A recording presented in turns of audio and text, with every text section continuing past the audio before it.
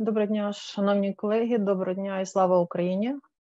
Ми розпочинаємо нашу другу міжнародну конференцію «Особистість, університет, суспільство». І цього року нашим основним акцентом, який ми, власне, винесли в назву конференції, є взаємодія в умовах змін. Конференція ініційована консорціум проєкту «РЕДЮ», про який вже зазначила пані Катерина, і членами цього консорціуму є Інститут вищої освіти Національної академії педагогічних наук України, Маріупольський державний університет, Східноукраїнський університет імені Володимира Даля та Британська Рада в Україні. Другий рік поспіль нашими партнерами в організації конференції є Національний Еразмус плюс офіс в Україні і Національна команда експертів, а також Британська агенція ІІ. Отже, переходимо до самого заходу, і я з великою приємністю хочу надати мікрофон для вітального слова пані Лі Гібсон, директору Британської Ради в Україні. Пані Лі, будь ласка. It's a great pleasure to be invited to join you, at least for the beginning of the conference. And I was very excited and interested to hear about the project. I know that the program began in 2020. It obviously was disrupted and had to stop last February, but then started again in the summer. I think the British Council is very proud to be supporting Ukrainian universities during this time, and delighted to be working with colleagues from the UK, with advanced HE, with colleagues from the higher education sector in the UK to support the programme in a number of areas. I know we've worked on English language capacity development for staff, students, self-governance, teaching and learning excellence, internationalization, community engagement, university governance, and developing strategy.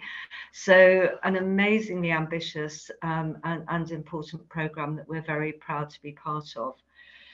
I won't speak for too long, but I would just like to thank everyone who's been involved in this program, to say that our work in higher education will continue to support the ambitions of the Ukrainian government and of the sector. We hope the expertise we've been able to share with you will support and has been relevant to you in tackling some of these complex and really urgent challenges that you're facing. I mean, not just the British Council and my colleagues, but I know our UK partners from the sector have been absolutely amazed at the resilience and the commitment you've all shown in continuing with this really absolutely critical work during such a difficult time. So thank you for letting us continue to be involved.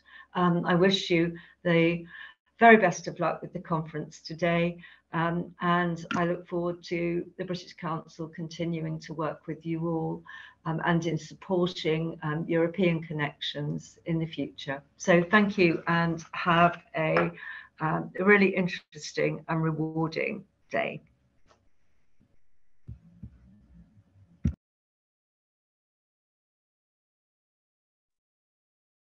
Щиро дякуємо, пані Лі. Ми дуже цінуємо нашу стратегічну співпрацю з Британською Радою в Україні. Це довгорічна співпраця, і Британська Рада робила колосальні зусилля на підтримку розвиток наших університетів і, зокрема, переміщених університетів. Дуже цінуємо цю співпрацю і дуже надихаємося тим провідним досвідом наших британських колег. Значна частина кейсів буде представлена і сьогодні. Дякуємо за вашу участь.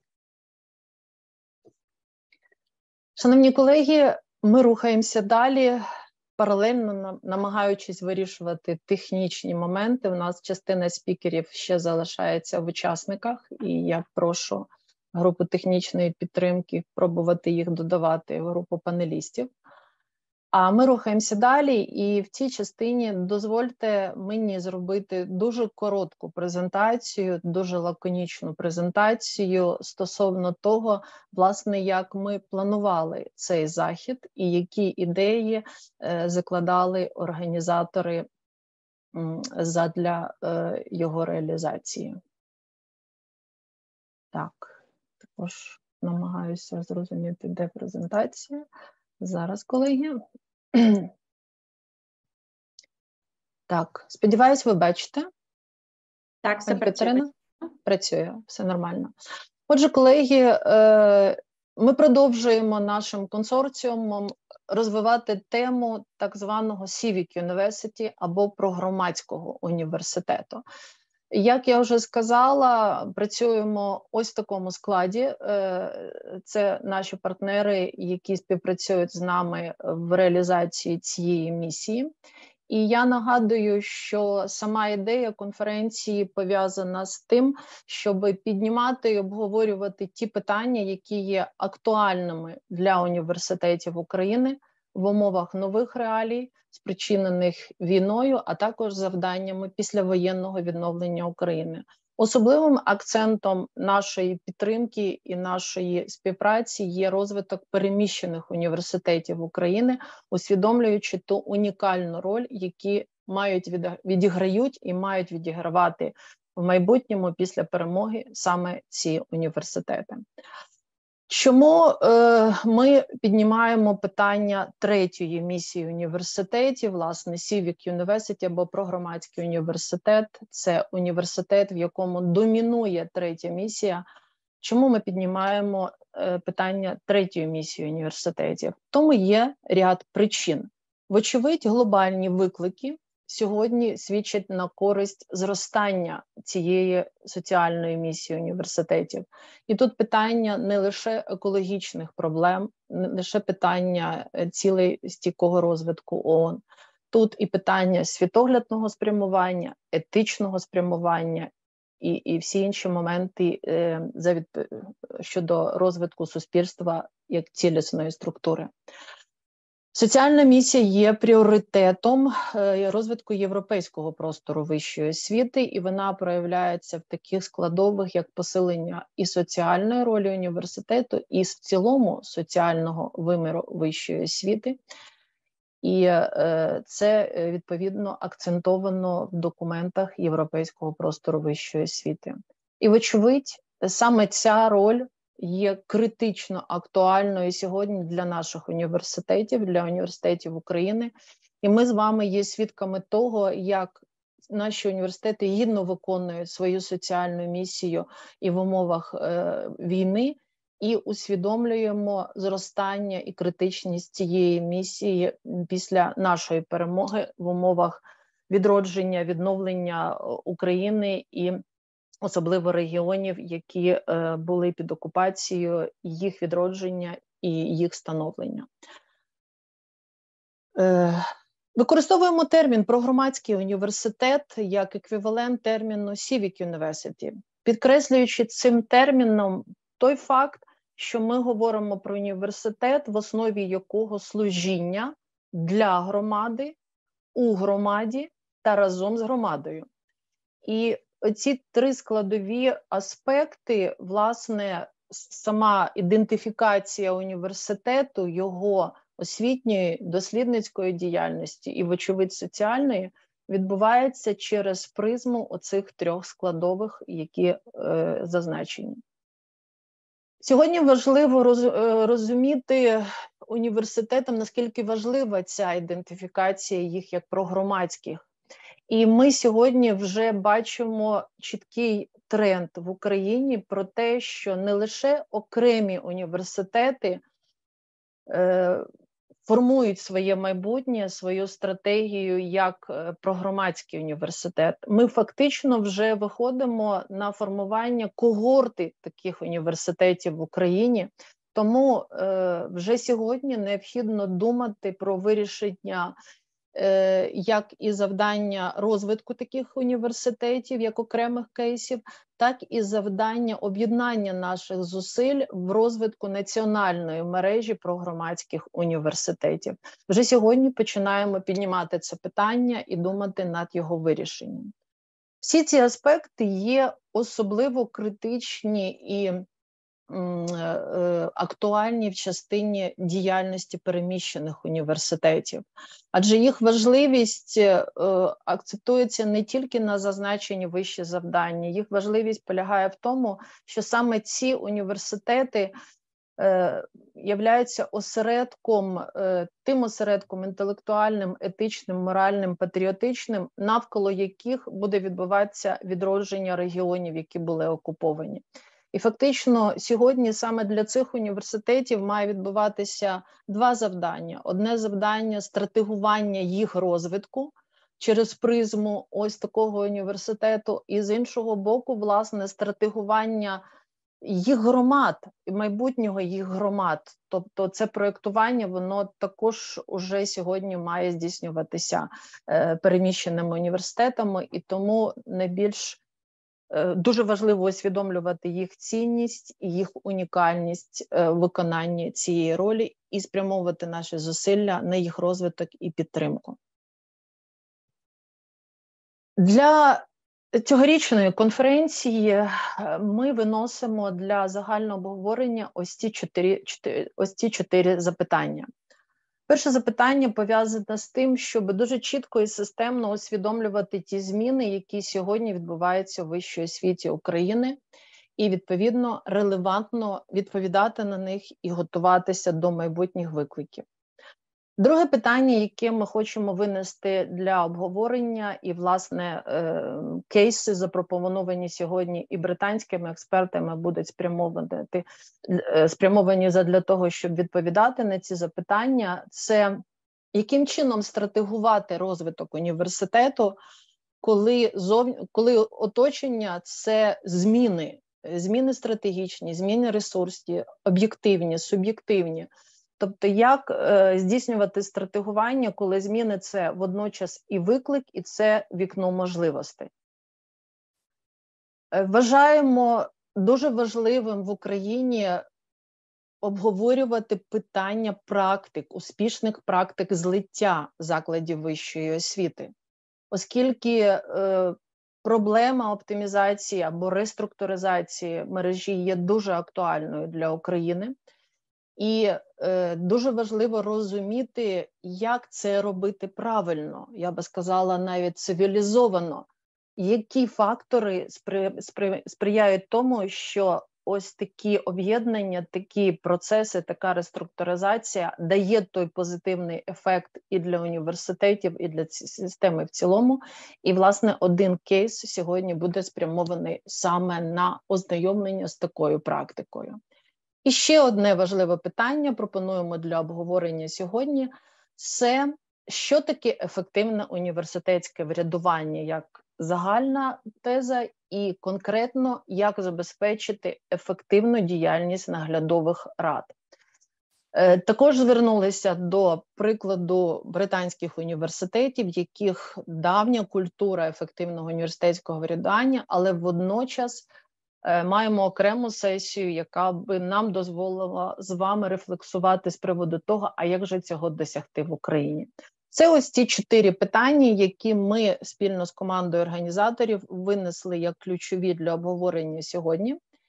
І, власне, сьогодні ми з вами будемо мати 5 презентацій. Ось вони всі на екрані. Вони корелюються з тими запитаннями, які я означила.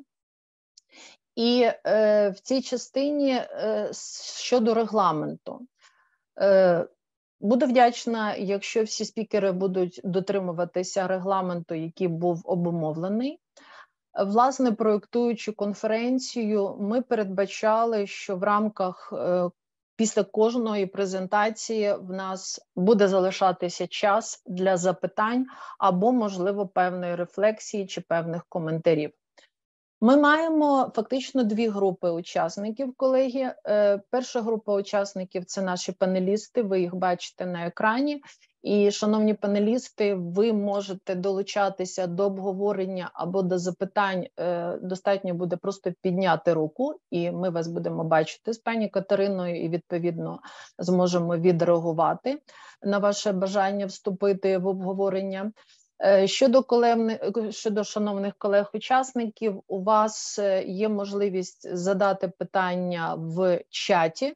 Ми також слідкуємо за чатом, і коли ми будемо бачити, що такі питання з'являються, ми будемо їх озвучувати.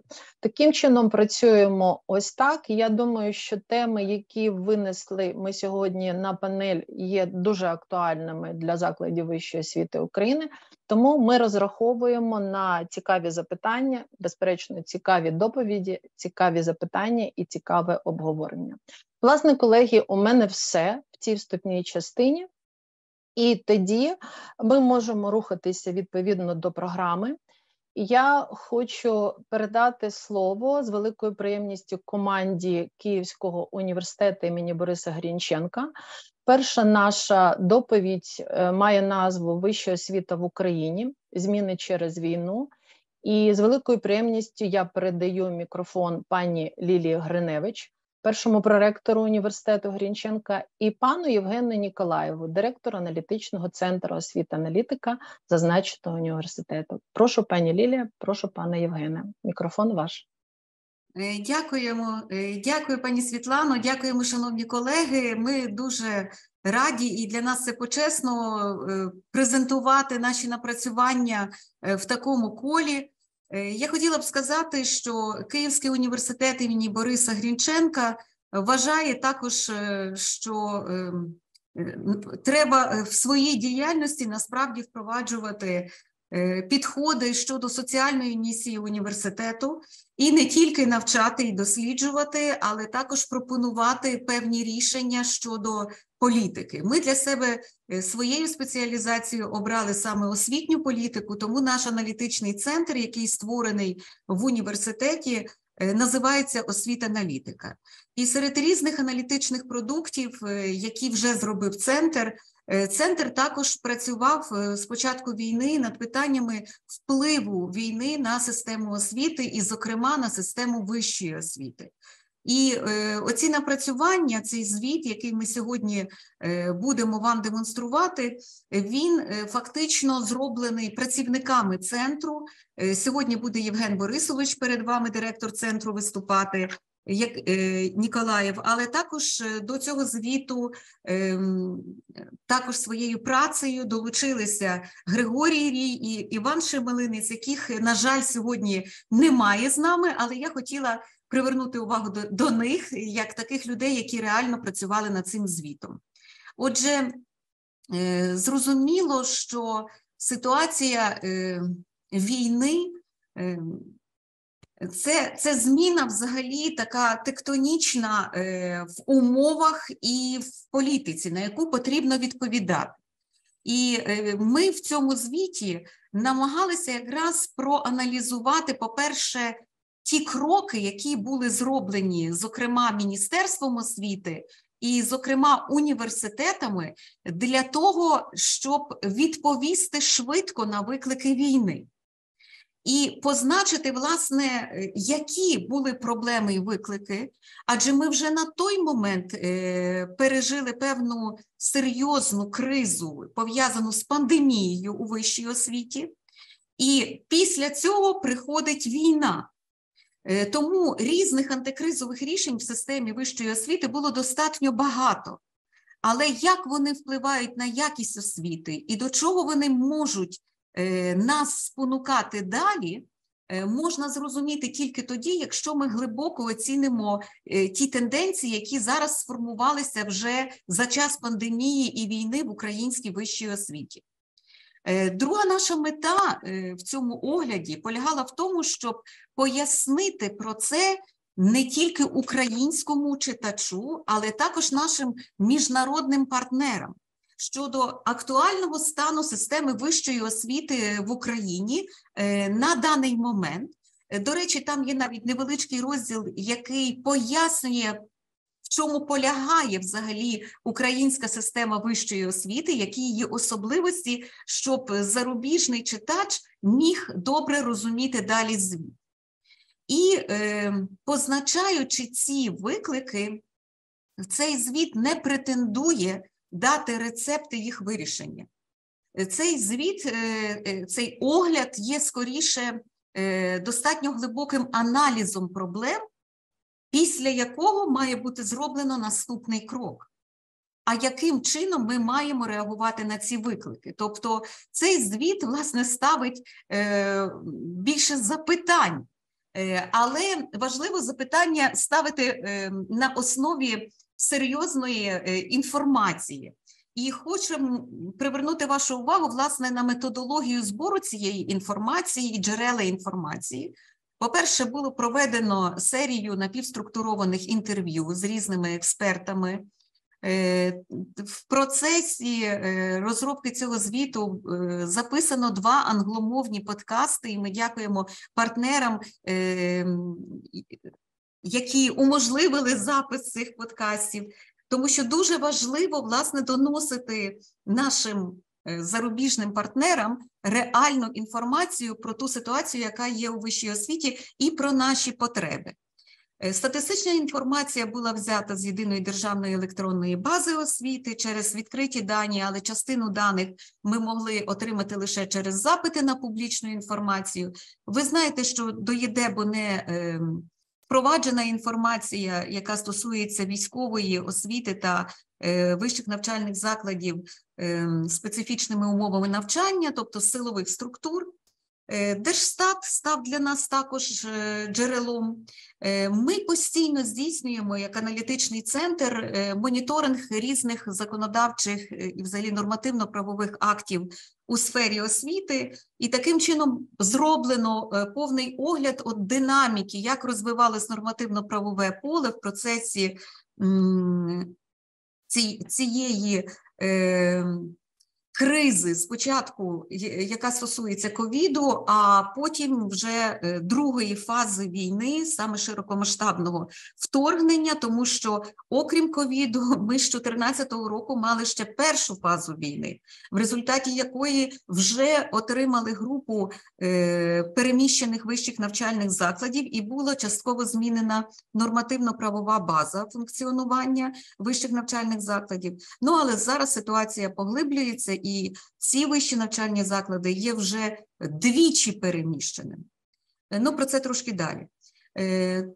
Для наукових джерел ми користувалися діпдайвом, і, зрозуміло, зроблено обсяг роботи.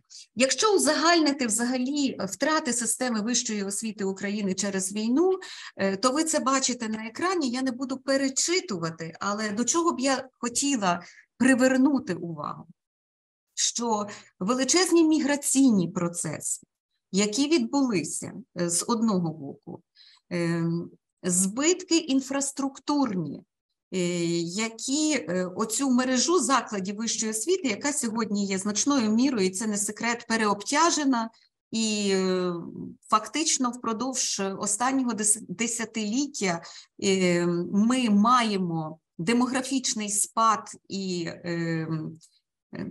можливих наших абітурієнтів і студентів, і цей загальний ліцензований обсяг, який в нас є в Україні в закладах вищої освіти, перевищує фактично кількість тих здобувачів вищої освіти, яких ми можемо прийняти. І тому зараз, в цей момент, коли ми з одного боку терпимо такі величезні інфраструктурні збитки, ну, зараз оці цифри про пошкоджені заклади, зруйновані, це сухі цифри, але за ними обладнання, втрата приміщень. Особливо постраждала від цього, звісно, Донецька область, Запорізька область, та й Луганська область, та й інші області. Наприклад, якщо в Харківській області повністю знищені 2 заклади, зруйновані приміщення, але 52 пошкоджені, це зрозуміло величезні збитки. Але в оцей момент мабуть, такий складний момент. Я дуже підтримую якраз пані Світлану, бо вона вже наголошувала на цій проблемі. І варто думати також про мережу вищих навчальних закладів в Україні. Що і в який спосіб ми маємо відновлювати, які ставити при цьому пріоритети, тому що відновити все одразу неможливо, тому має бути пріоритизація з одного боку, і найголовніше, а як ми будемо це наповнювати оновленим змістом і оновленими процесами. Зрозуміло, що людський вимір цих втрат, він шокує, особливо вищу освіту, тому що з одного боку вимушені переселенці, особливо ті, хто виїхали взагалі за кордон, серед яких є дуже багато студентів і дуже багато викладачів, це потенційні втрати, тому що ми зараз не можемо гарантувати, чи вони повернуться в Україну. І поки йде оцей процес дистанційного навчання, і частина з них працює дистанційно і навчається дистанційно, ми ще до кінця не можемо оцінити глибини цих втрат. Але чим довше триває війна, і чим більше постає в людей вибір повертатися чи не повертатися, це загрожує великій втраті інтелектуального потенціалу з України. І тому, знову ж, коли ми мислимо про перезавантаження вищої освіти в Україні, ми мусимо зрозуміти, а якою буде пропозиція вищої освіти в Україні для того, щоб ці люди повернулися. Треба також, якщо на завершення про втрати, пам'ятати, що всі проведені недавно опитування під час війни щодо психологічного стану викладачів і студентів, і так само ставлення до процесу дистанційного навчання в умовах війни, засвідчують про те, що люди знаходяться в стані стресу, що багато з них мають ознаки психотравми. Тобто появляється ще один виклик в системі, зокрема і вищої освіти, це як надавати психологічну підтримку викладачам і студентам для того, щоб вони справлялися з тими викликами, які вони отримують під час повсякденного життя з одного боку, адже ми маємо ще різні категорії студентів і викладачів, особливо студентів. У нас є значна частина студентів, які сьогодні знаходяться на тимчасово окупованих територіях. І зрозуміло, що це надає нове навантаження і нову функцію для системи вищої освіти, коли ми в процесі здобуття освіти маємо враховувати оці психологічні чинники. Незважаючи на те, що викликів стало більше, зрозуміло, в результаті війни скорочено бюджет на систему освіти, і в тому числі на систему вищої освіти. Падіння в основному десь скорочення на 10%, ну принаймні в закладах, які підпорядковані Міністерству освіти і науки України, та й в інших підпорядкуванні охорони здоров'я.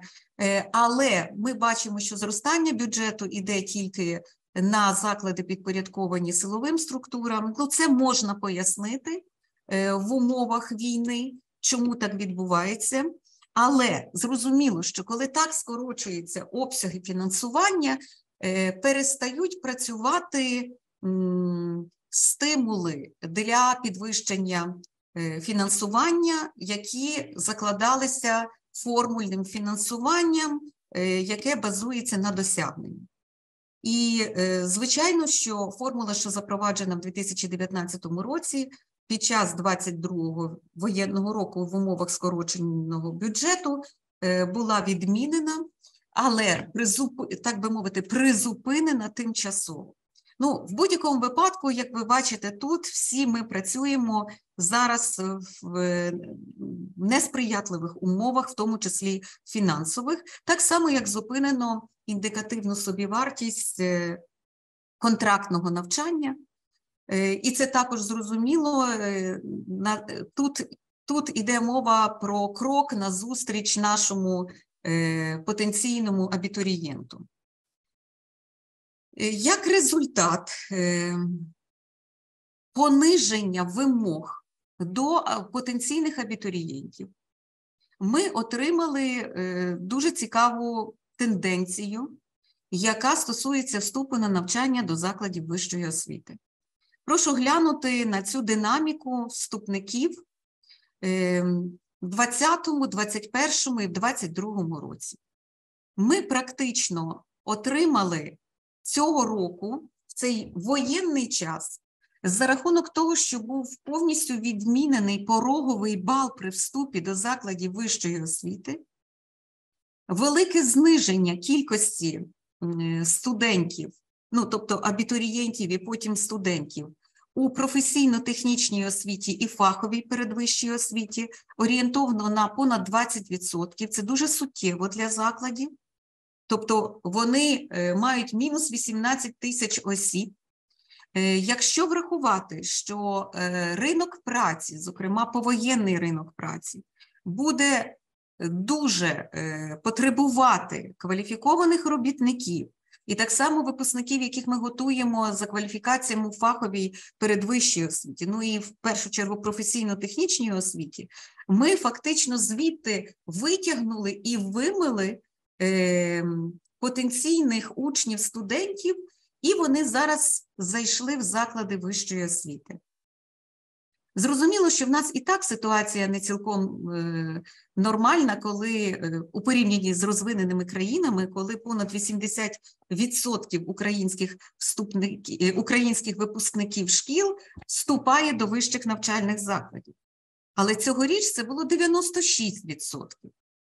І у порівнянні, коли я кажу у порівнянні з країнами Європейського Союзу, де там можуть бути різні цифри у різних країнах, але дуже рідко вони перевищують десь поріг 70%. Але, наприклад, от недавно ми спілкувалися в Державній школі управління Сінгапуру, де Сінгапур показує дуже гарні показники щодо якості середньої освіти, вони одними з першими є в ПІЗі, і у якості вищої освіти. То у них, як вони кажуть, зараз збільшилася кількість вступників до вищих навчальних закладів, це 40% випускників шкіл, 40%. Тобто, з чим ми маємо справу? Ми маємо справу фактично з абітурієнтами і нашими тепер студентами, які, звісно, не мають достатнього рівня підготовки для здобуття вищої освіти. І це великий виклик, який обов'язково позначається на освітньому процесі, має бути якимось чином в ньому врахований. Я зараз передаю слово Євгену Борисовичу. Будь ласка, Євгене Борисовичу. Дуже дякую, Лідія Михайлівна. Вітаю організаторів конференції. До попереднього слайду я ще додам, що серед тих 180 тисяч осіб, які вступили на перший курс бакалаврату, в 2022 році була дуже суттєва частина чоловіків старшого віку.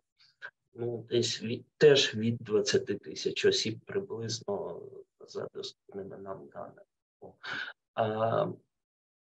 І ця тенденція, скажімо так, теж потребує певної уваги, певного аналізу. Наш аналітичний звіт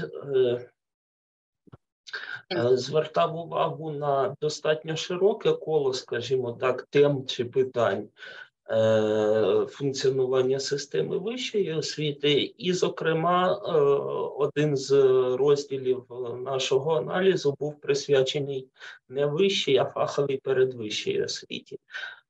Чому? Тому що фахова передвища освіта до 2019 року формально була частиною вищої освіти, вона виокремилась в окремий рівень освіти в 2019 році тільки.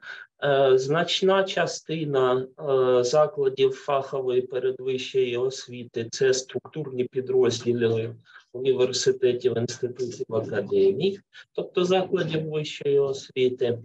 І, в принципі, ми діагностуємо, скажімо так, недостатню визначеність і недостатньо опрацьоване бачення того, в який спосіб сектор чи сфера фахової передвищої освіти буде розвиватися далі. Там ніби є окремий закон про фахову передвищу освіту, але лунають різні думки щодо того, що далі. Я би тут у цьому зв'язку хотів звернути увагу тільки на той факт, що суто формально упродовж 2022 року ми бачили, що на рівні публічної державної політики цьому рівню освіти приділялось недостатньо уваги. Оцей слайд, який зараз на екрані, цей слайд з презентованої в грудні 2022 року програми Міністерства освіти «Освіта 4.0. Український світанок». Сам цей слайд має назву «Фахова передвища, вища освіта та наука», але він примітний тим, що про фахову передвищу освіту на ньому за змістом є тільки два слова в назві і більше нічого. Так само не існує в Україні стратегії розвитку фахової передвищої освіти. Так само в 2022 році у плані діяльності Міністерства освіти і науки був відсутній окремий розділ про фахову передвищу освіту, вона йшла в інших розділах. Разом тут, щоправда, маю зазначити, що в плані діяльності на 23-й рік Міносвіти виправилось і з'явився цей рівень освіти як окремий напрям уваги. Про інші наші західки у цьому зв'язку ви зможете прочитати в самому звіті, а я попрошу Лілію Михайлівну переключити презентацію далі і скажу про деякі міжнародні речі.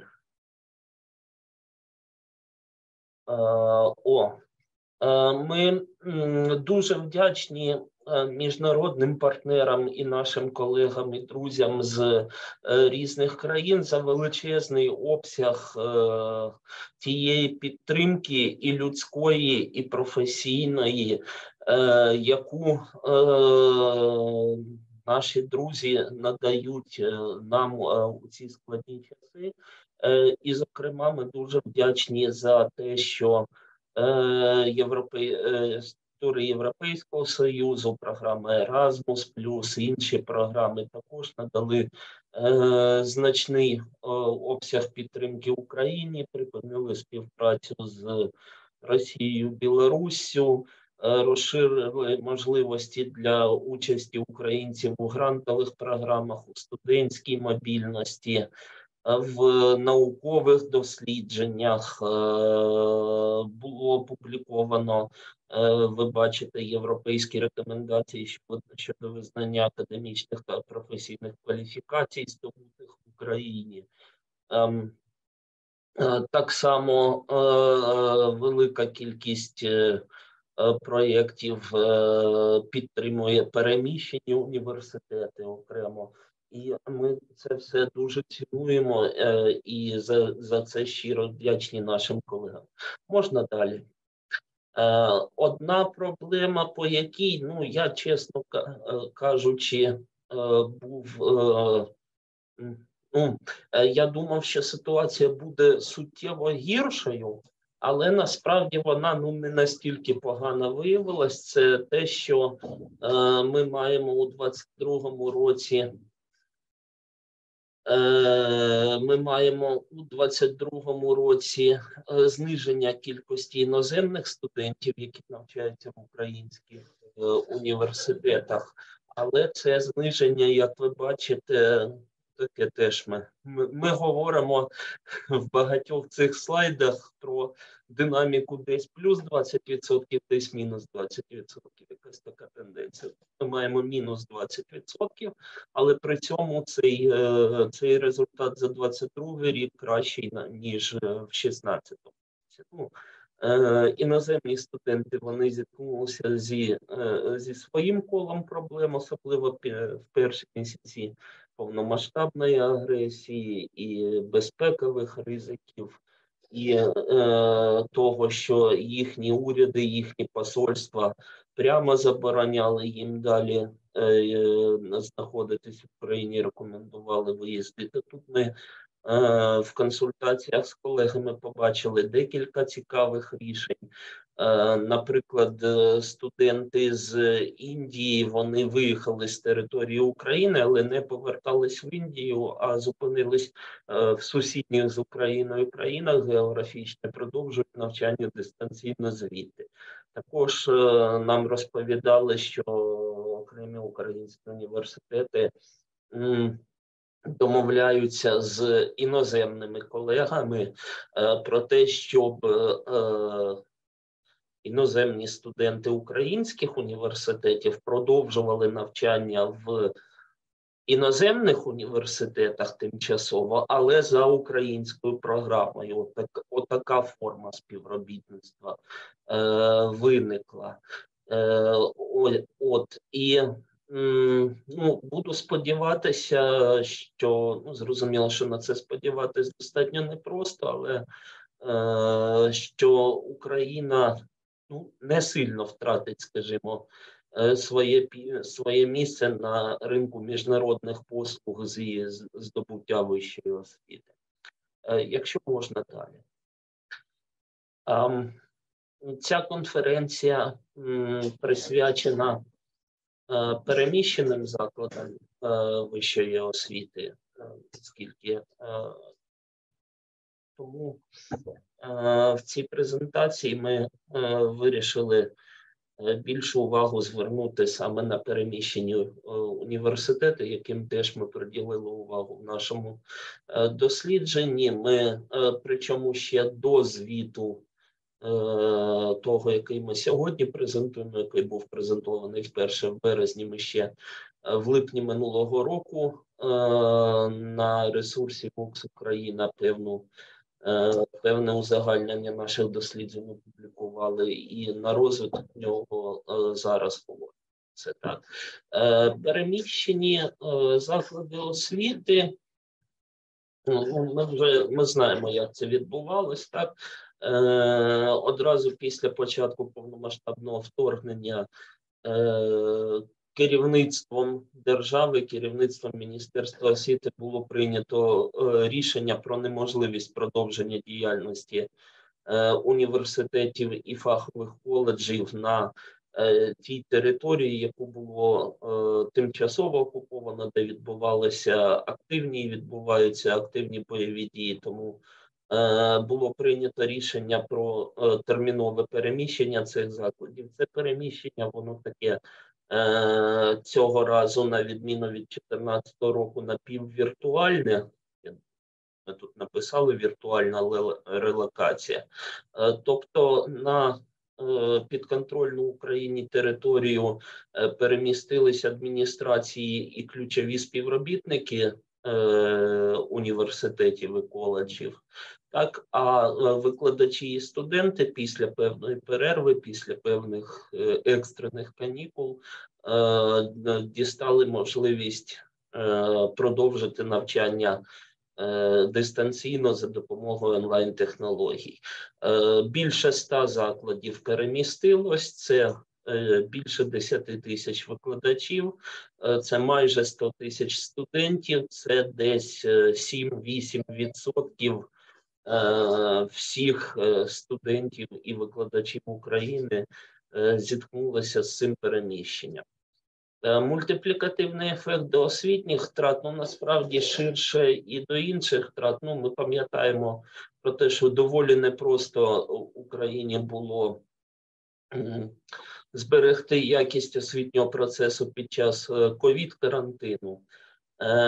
Ті університети, які вперше переміщувалися в 2014 році, ми по них деякі дані подивились, м'яко кажучи, на користь їхньому розвитку переміщення, як правило, не пішло, як правило, по доступних показниках діяльності цим університетам було дуже складно. Зараз значна частина з них вже стає двічі переміщеними, і до них додаються нові переміщені університети. Тобто тут велика кількість проблем з цим пов'язана. Так? Ми не бачили з 2014 року і по сьогодні того, щоб, скажімо так, особливі потреби переміщених університетів додатково фінансувалися з коштів державного бюджету України. Поточна діяльність, так, вона фінансується в тому ж режимі, як і інших закладів освіти. Щось більше, організаційна підтримка, так, фінансування, я так обережно сформулюю, ми не знайшли свідчень про те, що таке існування було. Можливо, воно було. Можна далі.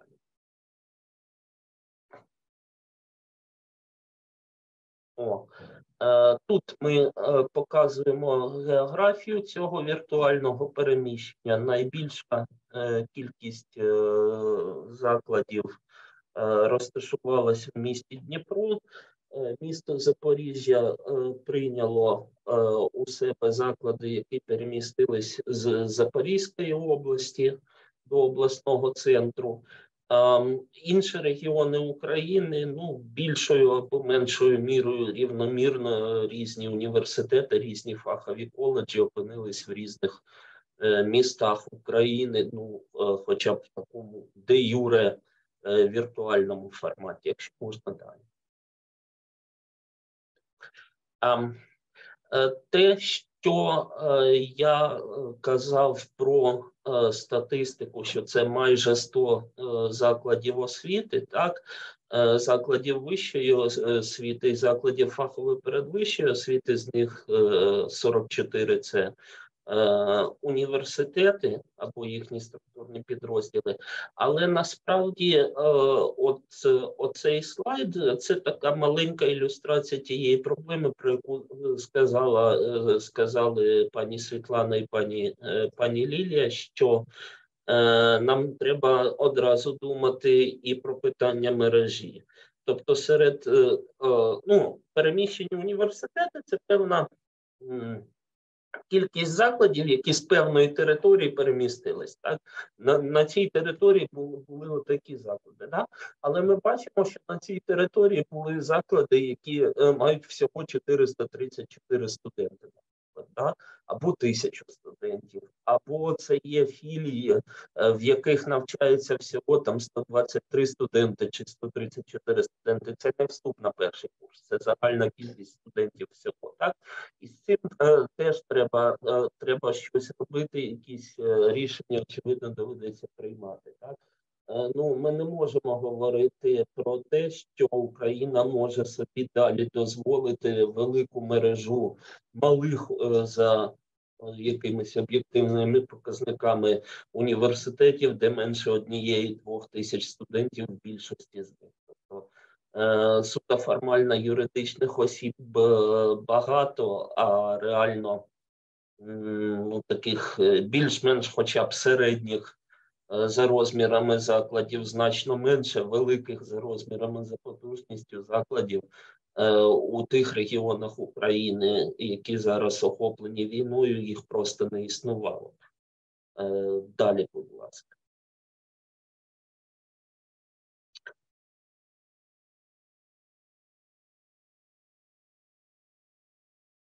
Можна далі?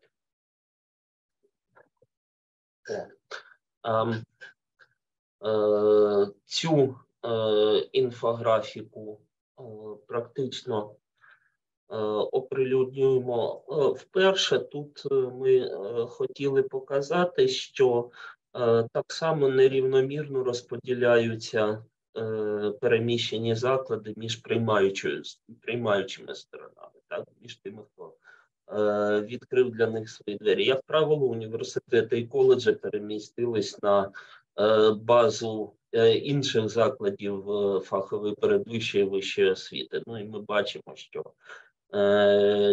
Дніпровський національний університет імені Олеся Гончара прийняв найбільшу кількість університетів.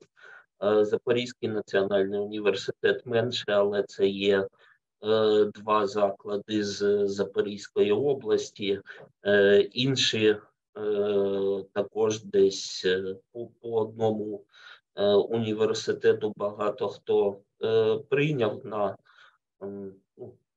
до себе в гості, так, але кількість коледжів, які разом з ними переміщаються, це теж питання. Тобто, якщо зараз 6 фахових коледжів одного університету, вони всі юридично базуються в Полтавському університеті, так, то питання, що роблять 6 коледжів в одному місті,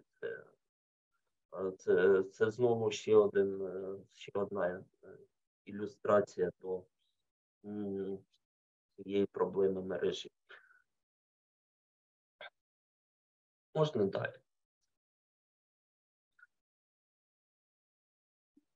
Якась проблема з переключенням презентації. Я перепрошую, бо це щось технічне, не можу зрозуміти, чому воно не хоче переключитись. Так, сьогодні дійсно є проблема з Zoom. Я не можу зрозуміти. Ми всі відчуваємо зараз. Колеги, ми перепрошуємо, дійсно якісь збої йде з Zoom. Да, дякую. Відповідно, замість висновків краще все-таки говорити про, не те, що краще, доцільніше говорити про виклики, про повернення студентів і викладачів в Україну, тих, які виїхали.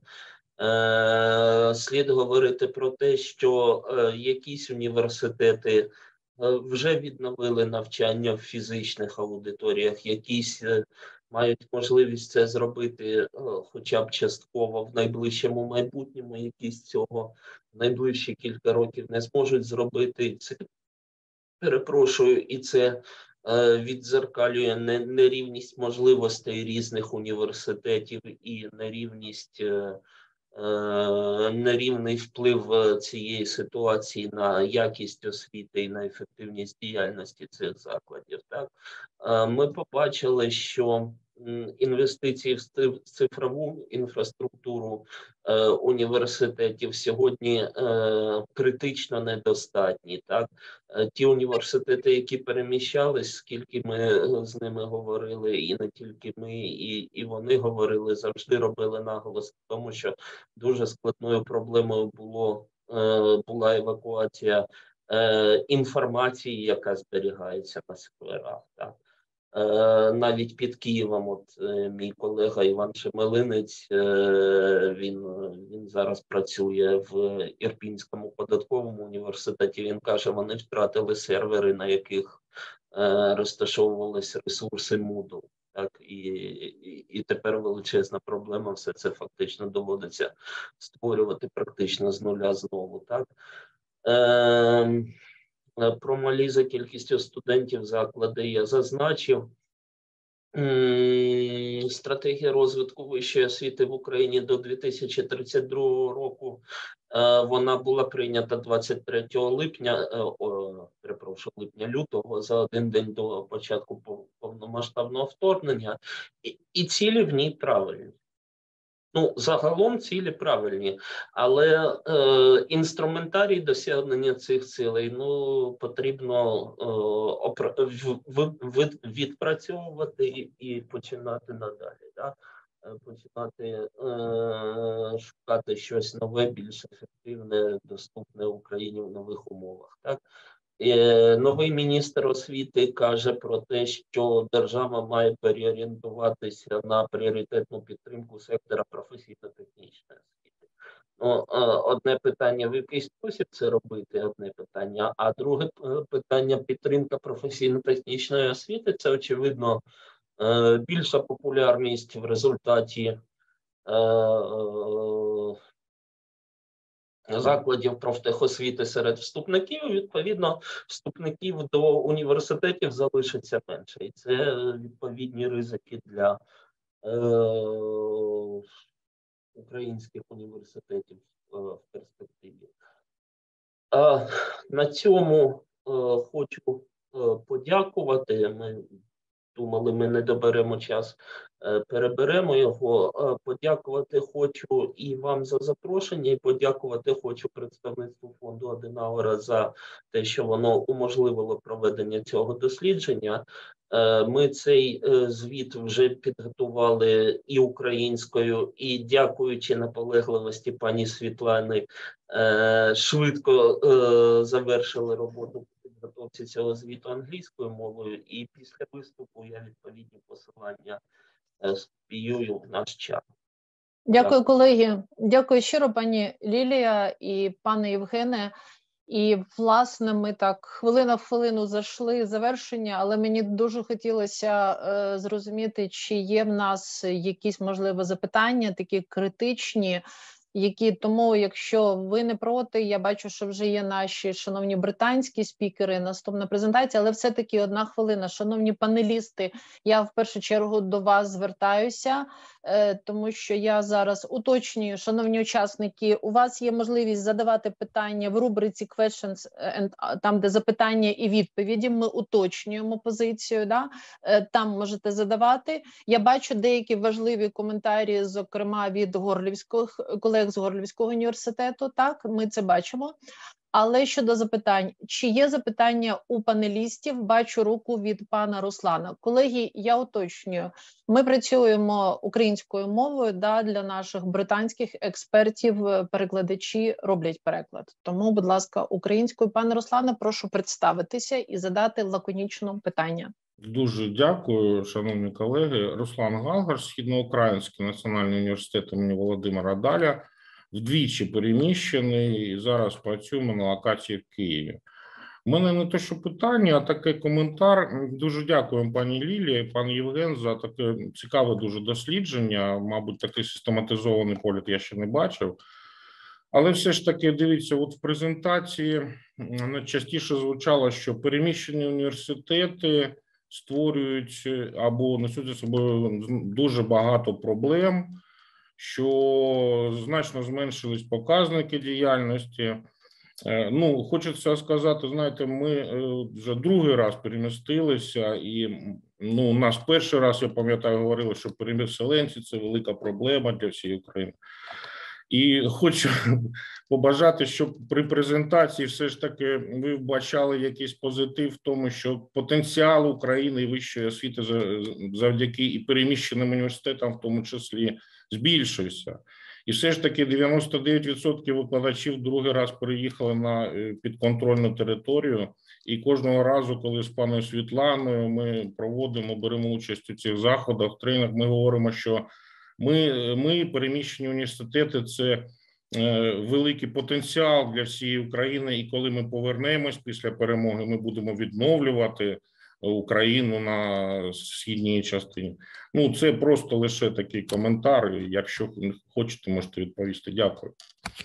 Ну, звісно, обов'язково мусимо дати відповідь, тому що, мабуть, це не так прозвучало в цьому звіті, але це моє особисте переконання, тому що свого часу у 2014 році, коли ще значно менше вищих навчальних закладів мусили переміститися, і в тому числі ваш університет, пане Руслане, і тоді стояла така дуже серйозна дискусія в парламенті, я пригадую, довелося виступати декілька разів, я думаю, що це пам'ятає Олег Ігорович Шаров, який тут присутній, тому що дуже багато депутатів говорили про те, що ці заклади просто треба приєднати до тих, де вони будуть розквартировані. І була абсолютно принципова позиція щодо збереження цих закладів освіти, саме через їхню величезну роль в реінтеграції потім, відповідно, тих територій. Тому що на кожній території повинна бути інтелектуальна еліта, на кожній території має розвиватися система освіти, культура і наявність університету в будь-якому регіоні має величезне значення. Тому це була принципова позиція. Ми скоріше наголошували на інше, що динаміка розвитку цих закладів є різна, зрештою, як і інших закладів, які не зазнали переміщення. Просто заклади переміщені знаходяться в значно складніших умовах, ніж ті, хто мають стіни, матеріальну базу, і їм простіше, і вони не зазнали таких жахливих втрат, коли люди втратили помешкання. Ну, що мені вам розповідати, ви це знаєте значно краще з власного особистого важкого досвіду. Тому тут іде більше мова про те, що частина закладів переміщених стали надзвичайно маленькими. Ви побачили цю статистику. Ну, коли є десятки студентів, це без сумніву викликає питання.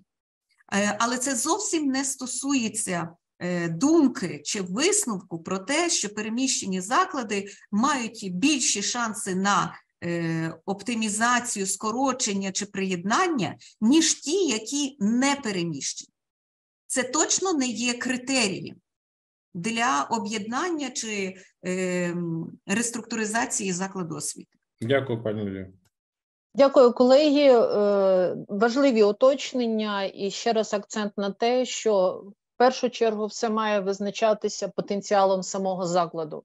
Рухатися, розвиватися і виконувати свою місію. Власне, про це на минулий раз, коли була презентація, ця зазначав пан Олег Шаров, який зараз також з нами, і позиція Міністерства освіти, Департамент вищої освіти.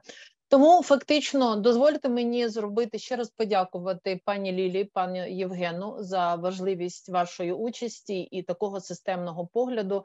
Вочевидь, ми сьогодні потребуємо таких системних досліджень, які би нам показували картину і дозволяли приймати релевантні рішення, їх обговорювати.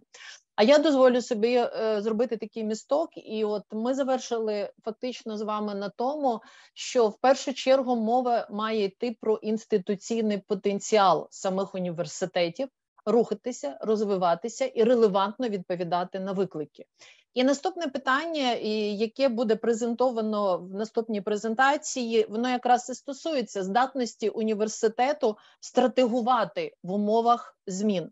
І я з великою приємністю хочу запросити до слова наших британських колег, професора Малкома Тода та професора Кетерін О'Коннор з наступною презентацією «Стратегічна зміна» і відповідний кейс-стаді Leeds Trinity University. Будь ласка, колеги. Good morning, and thank you so much for your kind invitation. My colleague, Professor O'Connor, and myself will speak for no more than 30 minutes and then allow a short period of time for any questions. And again, thank you. We're very honoured to have been invited by the British Council and Advance HE, and to meet so many colleagues is a real honour for our institution. Leeds Trinity University is a Catholic foundation university, which means our approach to education is very much values driven. We are inclusive to all students from all backgrounds and beliefs, and we are very much committed as a university to providing transformational experience to help each individual student who comes to us to flourish. This university, Leeds Trinity, would previously have referred to itself as a small university, but as you will see throughout the presentation, the nature of our institution has changed dramatically over the last 5 years, and we will talk about those elements shortly. Traditionally, our academic portfolio is heavily focused on teacher training. That's the foundations of the university. Humanities subjects, arts subjects, and media programs. But we are strategically shifting into new areas of provision that we will talk to you about. Traditionally, the university has been mainly undergraduate in its focus, but we have put significant resources into developing apprenticeship provision. And we now run major apprenticeship provision in West Yorkshire, the county which we're based, as well as apprenticeships across the country with some of the top 20 companies in the UK around senior leadership, supply chain logistics, business to business, digital marketing and project management. We are also quite unique in the sector that we have a large, what we call franchise provision, where we work with a number of private partners in London, Birmingham, Manchester, Bradford, and Leeds. And we franchise a number of programs in business management and healthcare related provision. That's a little bit about the university. We are based in Leeds in Yorkshire, and this is a very competitive city in higher education. It's home to the world famous Leeds University, Leeds Beckett University, Leeds Arts University, and the University of Law in Leeds. So a very competitive, dynamic city in which we're located. And just thinking more long term, if we could just move the slides on, colleagues, Catherine, that would be helpful. To the UK context. So just moving on from Leeds to talk about the UK, higher education is hugely competitive in the UK. In recent years, we've seen universities making offers to applicants, something called unconditional offers, which have really negated the need for applicants to obtain a certain level in their exam grades to gain entry to a university. And this competition has been exacerbated during the COVID period as it's impacted on international recruitment and led to institutions to focus on maximising UK student numbers. For Leeds Trinity, which has a significant focus on recruiting students from disadvantaged backgrounds and with lower tariffs, lower grades, this has been particularly challenging to us and our part of the HE sector. So added to that competition for student recruitment, we've also seen in the last 5 or 6 years significant change in the regulatory environment. We are regulated by a body called the Office for Students. And as part of this, we have to commit to what is called the conditions for registration. And from October 2022, universities in the country are regulated to numeric thresholds of performance, whereby we have to assure the Office for Students that a particular percentage of students on every program can progress into their studies. And a specific percentage of students must complete the transition from university into highly skilled graduate jobs. And that's defined by government through something called the Standardized Occupation Classification Codes. And a further complexity is the political dialogue in the UK, with government ministers clear that obtaining a degree from a UK university must result in economic benefits for the country. And there is a running narrative that the arts and humanities-based courses do not achieve the kind of graduate outcomes the government would like to see. So this is a real challenge for Leeds Trinity universities and universities like us. If I could just ask for the next slide to move on, please. So our current strategy was approved in 2021, and you will see that there are 4 pillars, and I will particularly note the strategy is focused on careers and enterprise for our students, research, knowledge exchange, and impact and innovation. This is a significant change in our strategy as a university, and it puts us, being a career-led university, front and center of everything that we do. And this is characterized by 2 things. Firstly, the role of embedded and credit-bearing placements at every level of undergraduate study. This gives students an opportunity to gain work experience in all 3 years of their study. Secondly, it reflects our significant focus on vocational programs of study. Traditionally, this was heavily focused around teaching and training and journalism, but we now have areas like policing in the mix as well. I said earlier on that as a Catholic foundation university, our values are very important to us, and the issues of dignity and care, solidarity and service, honesty and integrity inform all of our decision making as an executive.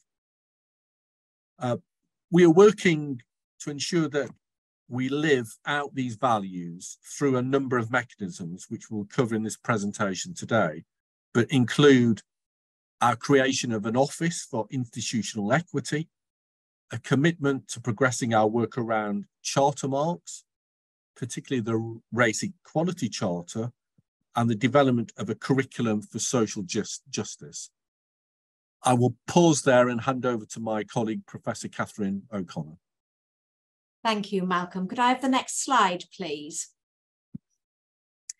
So bringing our strategic plan to life has involved a significant and whole institution approach.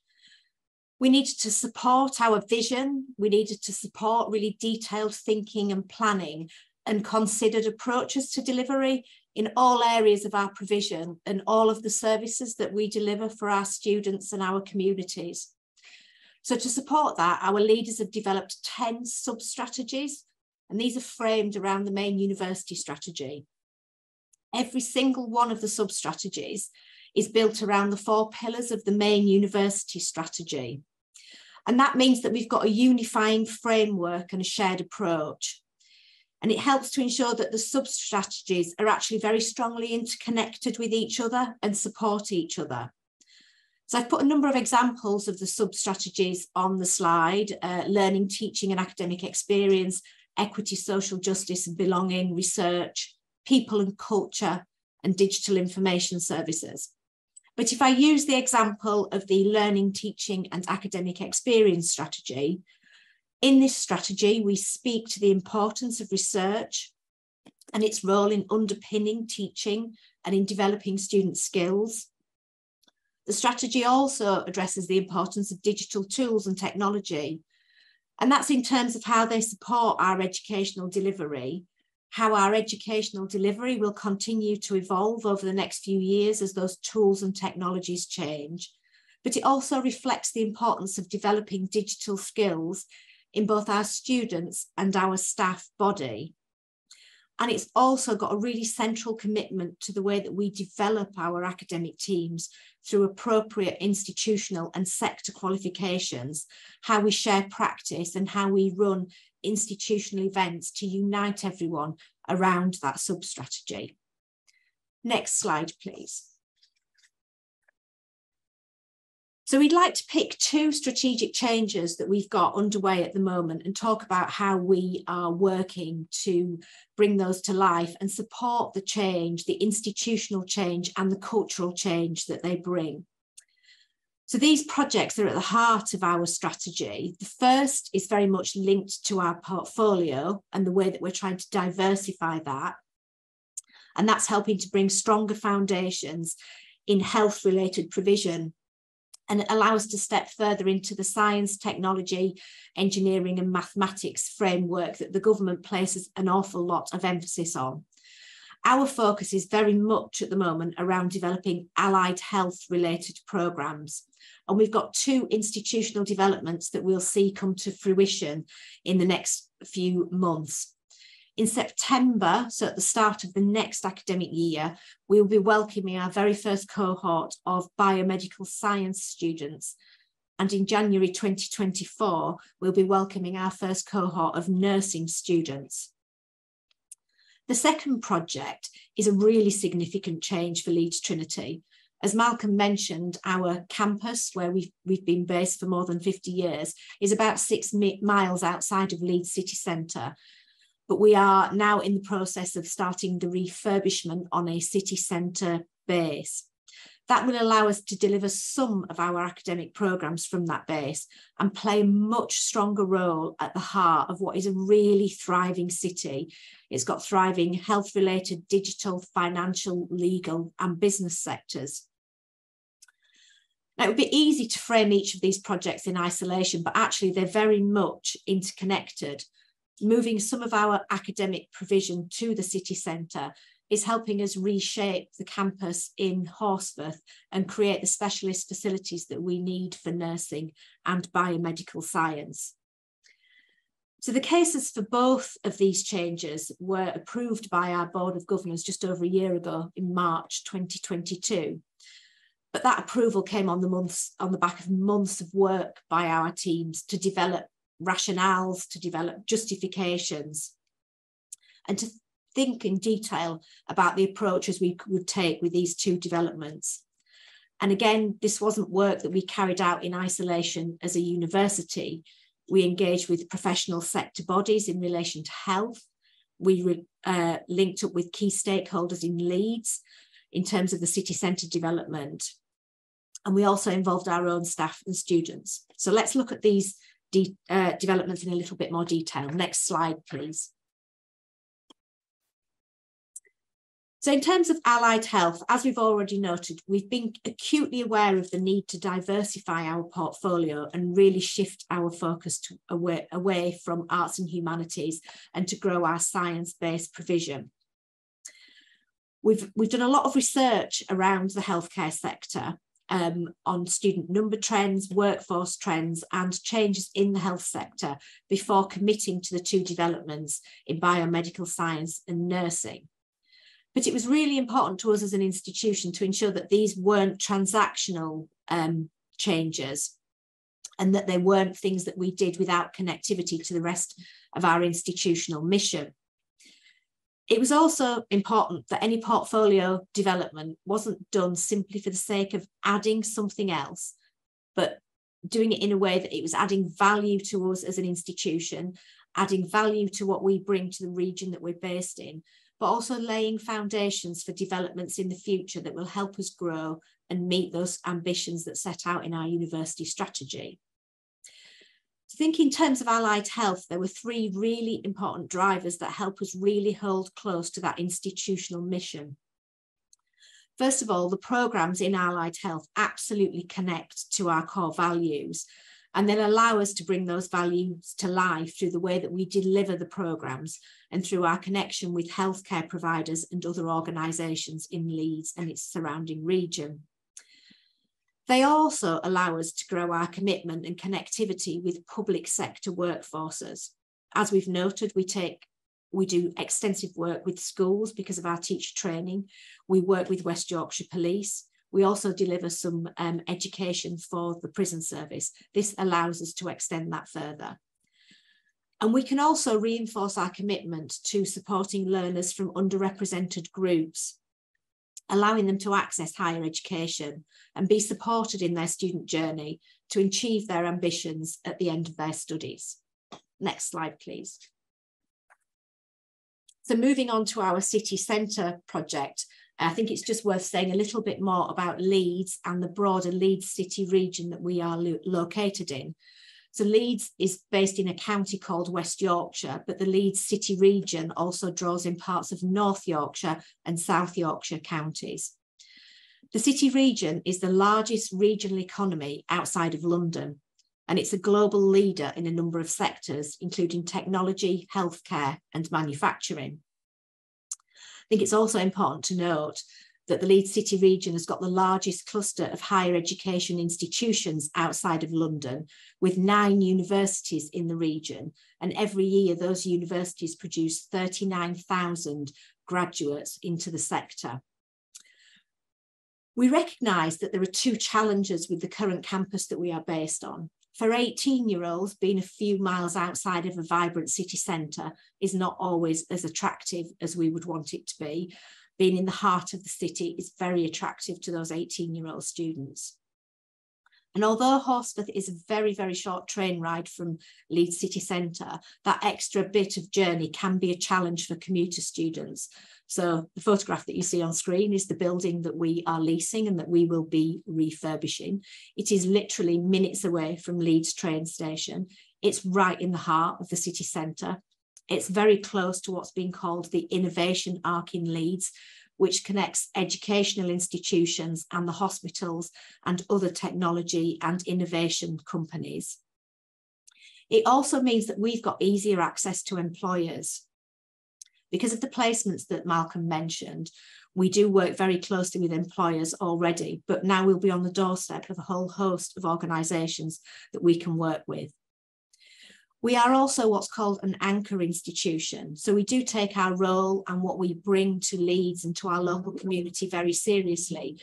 But we see being able to step up on that work as we move into our city centre base, hopefully starting delivery from there at the start of the 24-25 academic year. But I think it's also really important to think about Leeds itself and Leeds City Council's commitment to what they call inclusive growth. That fits very much with our institutional values.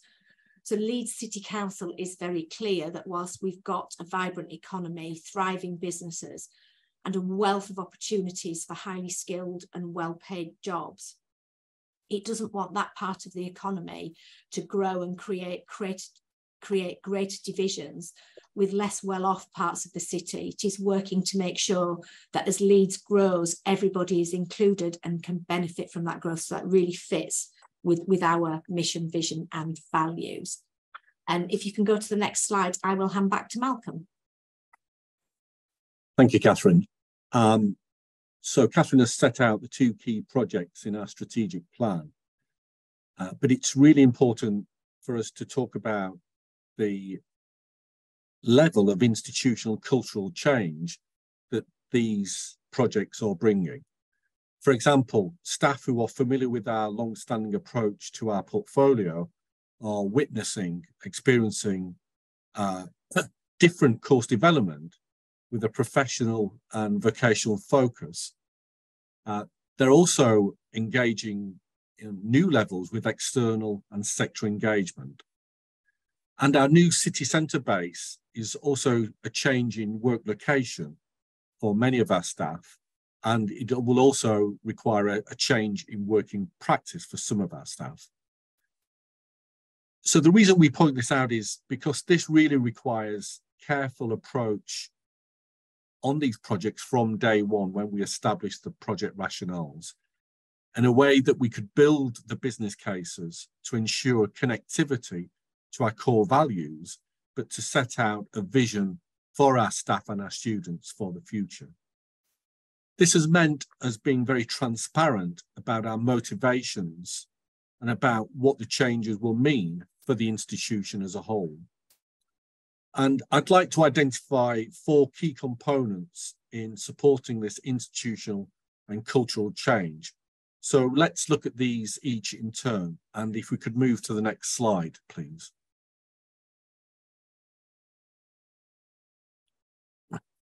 If we think a little bit more about cultural change, it is important to consider the development of this work as we are emerging from the pandemic.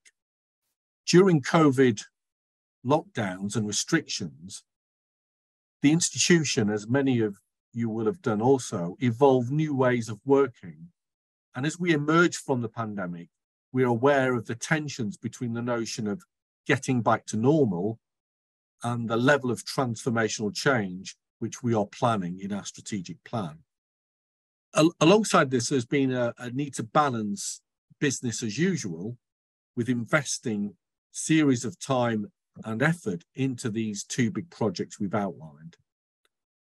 We've been very clear about trying to retain some of our working practices from the COVID period, which allowed us to deliver a project at scale and frequency, reporting on updates and looking at the risks and mitigations that we put in place. We've also been very clear as a university about the need to capitalise on the enhancements that technology can bring to learning, teaching and the student experience.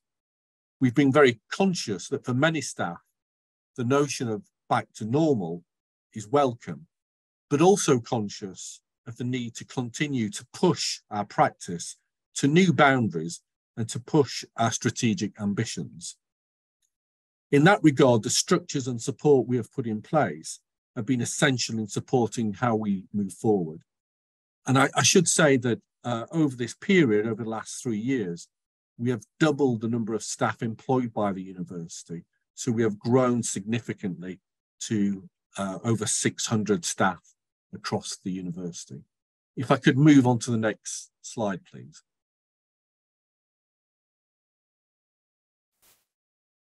In supporting the institutional cultural change, we were aware of the need to build strong foundations from the very start and an evidence base for what we are doing. In the first instance, we used sector and institutional data, which we found so important to build a picture portfolio of what the student number trends will be in the future to support the financial investment that we were making into allied health programs and into our city centre building. We didn't do this on our own. We brought in expert help externally through consultants to support us with this work. And we also commissioned work with key stakeholders in the lead city region. Throughout the work, we have shared developing ideas across the executive and leadership teams to allow time for thinking and to be challenged about our ideas and to help colleagues shape our ideas. Every aspect of what we have done has not just been rooted in Leeds Trinity, it's been rooted in a national and regional agenda linked to health and business to ensure that we can support the local labour market and to develop partnership with businesses and other organisations. The developments have also been rooted in our future vision for Leeds Trinity in the future, so encouraging thinking beyond the immediate changes we are working on. And if I could ask for the next slide and then pass back to Catherine. Thank you, Malcolm. So the scale of what we're trying to do involves every single team in the university. And we felt it was important if we were going to manage these, that we brought in a fully professional and supported project management approach to support with that complexity of the volume of what we are doing. We are dealing with new programs, professional accreditation bodies, we're building specialist teaching space. It's a huge swathe of activity. So we've developed a project management office and a program management team to help with this. So each of the work streams and the two projects that you've got here are supported by their own project manager. And then for different aspects of activity, we have developed work stream reporting and work stream leadership. This means that staff have got a very clear structure to work to. They've got expert support through a project manager. But we take a real focus on looking at what are our deliverables, where are our milestones, and are we meeting those, and what are the risks that are emerging, and how are we mitigating those risks? It was the kind of approach that we used to switching to the way that we delivered in the pandemic, and it's an approach that is supporting us in this strategic change as well. It's an approach that helps us keep a very clear track of progress, understand emerging issues, how we're addressing them. And it helps us to ensure that we're agile and responsive to anything that emerges. Next slide, please. So in anything of the scale of what we're managing at the moment, it's not just about managing the tasks and the risks and understanding how we mitigate any risks. It's about making sure that we've got a really clear communication structure. The scale and complexity of what we're doing is easily spoken about by members of our executive team and our leadership team, but actually we need everybody within Leeds Trinity and all of our stakeholders to understand that scale and complexity in a really manageable way.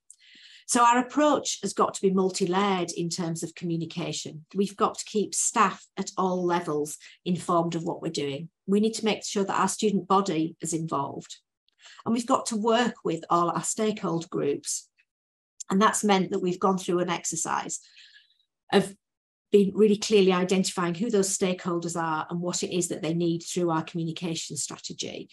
And we need to create opportunities, not just to tell people about what we're doing, but opportunities for conversation, because out of those conversations, we think we will enrich the projects that we're undertaking and find opportunities for new partnerships, for research projects, for knowledge exchange projects, all of which will help our strategic ambitions. So overall, our approach to communication is broad, it's inclusive, but it also involves an element of exploration through those conversations. Next slide, please. Next, I want to talk a little bit about connection.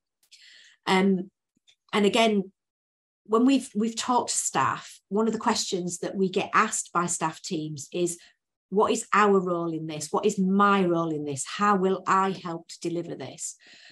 So building on from that communication strategy, we have to think about the connectivity of everybody for what we're trying to do, to make sure that it doesn't feel that something that's being done at a high level that people feel disconnected with. They need to feel involved. They need to be very clear about how they contribute. But also this notion of connectivity helps colleagues understand the vision and help them see their future at Leeds Trinity. As Malcolm said, we have recruited a lot of staff. We have doubled our workforce, but actually the development and the support for our colleagues who are here and helping them grow their roles and contribute to what we're doing is really important. As well as sort of thinking about the communication, we've got to reflect constantly on what delivering these projects means. So it's important that we take time to talk to staff, to allow those connected conversations to happen, and to think about what the lessons are that we're learning as we're moving through these projects. Next slide, please. So Malcolm mentioned our values, which are built into our strategic plan at the start of this. So I think it's important towards the end of the presentation to come back to those values. We are right at the start of a process to develop a values framework to support us in what we are doing. And there are three key questions that are part of that values framework that we need to be able to ask ourselves and answer in everything that we do.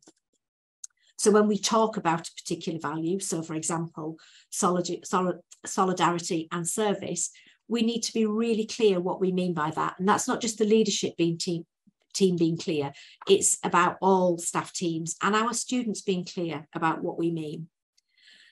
And what would we see if this particular value is genuinely being lived by our staff and students? What are the components? What is the evidence that that is there?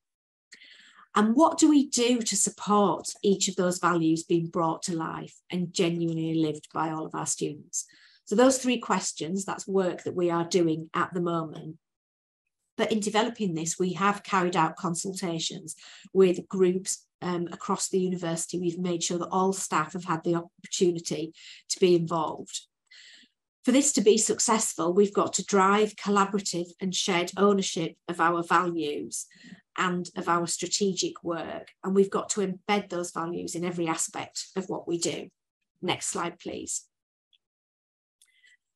So in conclusion, I think it would be useful to consider what good might look like, what we will be able to say about Leeds Trinity as we deliver on this institutional, strategic and cultural change.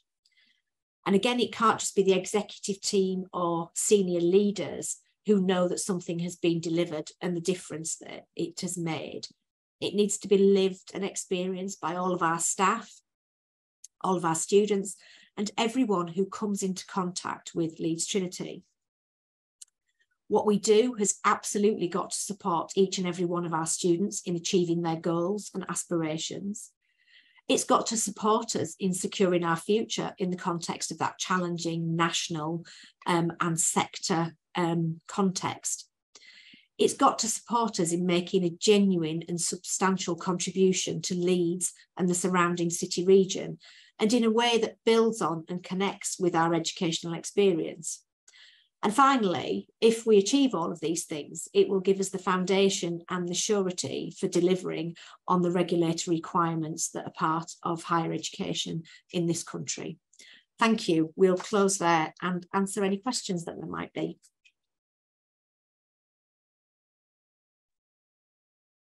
Дуже дякуємо, шановні колеги, пане Малькольне і пані Кетерин, за дуже змістовну презентацію, яка дала нам дуже чітке уявлення і про ваш університет, і про місто, і, власне, про ті виклики, ті зміни, на які ви відповідали, і ми маємо час. Дякую вам за те, що ми дотримуємося регламенту. І в нас вже є запитання від учасників, і я бачу, власне, запитання від панелістів, тому давайте до запитань.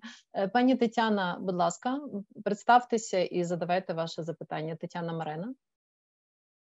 Добрий день, шановні колеги. Тетяна Морена, Маріупольський державний університет, тимчасово переміщений до міста Києва. Перш за все, також хочу подякувати шановним спікерам, пану Малкому, пані Кетрін, за те, що вони поділилися своєю дуже гарною експертизою у стратегуванні і в забезпеченні втілення стратегічних змін. Моє питання, власне, пов'язане з тим завданням, які ми сьогодні, як тимчасово переміщений університет, перед собою ставимо. І це завдання стосується не тільки нас, а, мабуть, переміщених університетів у більшій мірі, але це питання зараз буде поставати перед майже усіма закладами вищої освіти України. Справа в тому, що насправді і українські університети мають вже дуже гарний досвід розробки та імплементації стратегічних планів розвитку. І зрозуміло, що стратегічні плани ми розробляємо на довготривалу перспективу, але після початку повномасштабної війни ми розуміємо, що ті стратегії, які ми вже свого часу прийняли, затвердили і вже почали реалізовувати, мають бути переглянуті. І ми сьогодні це завдання перегляду стратегії реалізуємо, чесно кажучи, вже не вперше. І у мене питання, чи передбачено у ваших внутрішніх процедурах перегляд вже прийнятих стратегій, у яких випадках цей перегляд відбувається і, власне, хто забезпечує усі ці процедури? Дякую. Дякую, пані Тетяна. Будь ласка.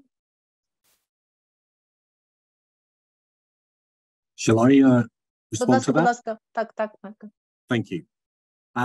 That's a really very good question, and I'm very mindful of the degree of challenge that your country is facing and the scale of change in relocating universities. But with that in mind, if we look at the principle here of how you revise and review a strategic plan, I think it's really important that colleagues, as Catherine set out earlier, are constantly informing the strategic plan. It cannot be seen as a fixed entity that doesn't change. Our strategic plan sets out the broad vision for change over a 5-10-year period. But as a university, we encourage our leadership team to be continually challenging, testing that strategic plan on its relevance to today's society. I'll give you one example of that. As Catherine set out earlier on, the regulatory body that has oversight for higher education in the UK, the Office for Students, is constantly developing new requirements of the sector around, for example, student mental health and well-being, around sexual misconduct on campus, around progression into highly skilled jobs. These are just 3 areas that have emerged out of the Office for Students in the last couple of years. And it's important that we are agile as a university and we can respond to those challenges as they come forward. But I will give you one area that I think is an area we do need to revisit. We have been very much a university committed to face-to-face learning and teaching, and that will very much be at the core of everything that we do. But we're very much aware that the demands of our learners are changing rapidly, and that the use of technology and online learning is an area that we do need to relook at as a university. And it did not form a significant part of our strategic plan from 3 years ago, but is actually becoming more and more necessary for us to address. So that's just one little example of how a plan cannot be fixed. It has to be revisited and challenged. And I hope that answers your question, but I don't know, Catherine, if you have any other thoughts on that. I think I'll just add that we do have mechanisms for regular updates on strategic progress. So if I take the learning and teaching strategy as an example, we tend to work in what we call 6-month sprints. So we define what we're going to deliver over a 6-month period, and then we have an opportunity to report on that through committees, to reflect on that, and then think about, is there anything else we need to do to make sure something's properly embedded, and what are the next things that we are building on? And we've been very conscious. I think COVID made us more conscious of this, the complexity of change. We found it really helpful to give staff a short and quite fixed focus on key things to make sure they happen properly, rather than saying to somebody, like, here's a significant strategy, it's got 20 different things in it, start doing them all now. We've sort of thought about that rollout, and we manage that quite carefully.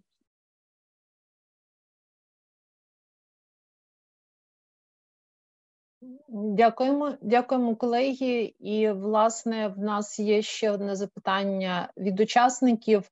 Я хочу сказати, що наразі нас 177 учасників беруть участь у конференції і уважно слухають. Але запитання було фактично на початку вашої презентації, і воно звучало, це від пані Ольги Фунтікової, і запитання було щодо того, які саме дії, професійні дії робили управлінці для того, щоб забезпечити ефективність оцих стратегічних змін.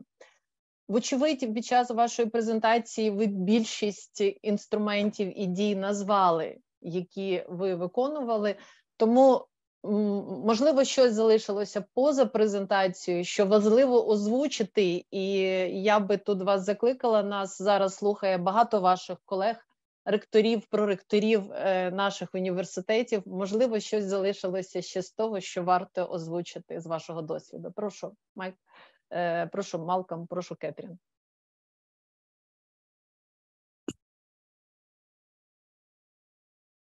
Thank you. I'll start and then see if Catherine wants to contribute. Actually, this is a very good question. The challenges we've posed there about acquiring a new building in the city centre, we're building a new state-of-the-art health and science building on our Horsforth campus. And my colleagues would probably disagree with me, but in many ways, that's the easy part of large-scale strategic change, building buildings and acquiring buildings. The real challenging area that we are addressing is making sure our colleagues come with us on this journey, because it is a big change for our university. So one of the things that we have done is we have invested significantly in the continuing professional development of our staff, academic staff and professional services staff. We have a very clear promotional route for our academic staff, less so for professional services staff, but we are working on that now, because we want our colleagues to be equipped with the right skills to address the challenges that we've been talking about. And I'm very proud and pleased to be working with Advance HE in the UK, who are working with our senior leaders in the university on exactly the issues we've been talking about this morning, around cultural change, around supporting staff to deliver on the strategic plan, and addressing their concerns, anxieties, but really looking at how can we retain the best talent in this university. We talked about the competition earlier on in the region. We want to keep that talent in the organisation, so our junior staff can become more middle managers and senior leaders, and really push the strategic plan in the long term. So investment in staff CPD and investment in strategic leadership are just two areas I would point to. Catherine, I don't know if you have any other comments. I think I would just add something I mentioned in the presentation, that the programme and project management, that gives us a structure for reporting and for governance. it makes sure that everybody reports their activities in the same way. That's really crucial in keeping an eye on timelines and in managing large volumes of information. And it means the program and project management staff are quickly able to look across different services, different work streams, to identify where there might be interconnecting issues. And we do take the opportunity, particularly with the city centre project, of bringing all of the workstream leads together. That's quite a big group of people, but we did something about 2 weeks ago. We had a mobilisation group. We spent a day together thinking about how we're bringing that building to life. So I think that investment in staff, that giving staff time with each other to have those collaborative and creative conversations, and then a really strong structure and a unified structure for reporting on progress are all really key. Колеги, ми вам щиро дякуємо за таку цікаву розмову, вочевидь важливий досвід, і бажаємо, щоб ті стратегічні зміни, які ви запланували, щоб вони успішно здійснилися, і сподіваємося на подальшу зустріч з вами. Дякуємо вам, пане Маккойн і пане Кеттерін. Дякуємо. Thank you. Thank you so much. Дякуємо. Колеги, а ми рухаємося далі, і, власне, я хочу озвучити і запросити до слова наступного нашого спікера, колегу також з Британії, пана Алекса Морбі. Пане Алексе, так, бачимо, ви з нами, вітаємо вас, раді вас бачити. І я хочу нагадати, що наступний кейс буде присвячений проблемі злиття університетів. І от саме на прикладі Belfort College Group пан Алекс нам презентує цей досвід. Пане Алексе, будь ласка. So hello everyone, good afternoon. So my name's Alex Mortby. I'm Vice Principal at the Bedford College Group, and I'm responsible for curriculum, research and higher education. The College Group is a university centre in the UK, and we're based in Bedfordshire and Northamptonshire and Central Bedfordshire. This morning, structure that I just want to go through in terms of how we have kind of the merger, etc. In terms of that, so our structure, I just want to talk about in terms of how we came together. So I wanted to start off with some of about our sector itself, so the FE sector and the HE sector, and how we work in partnership, and how that's developed into mergers across the sector.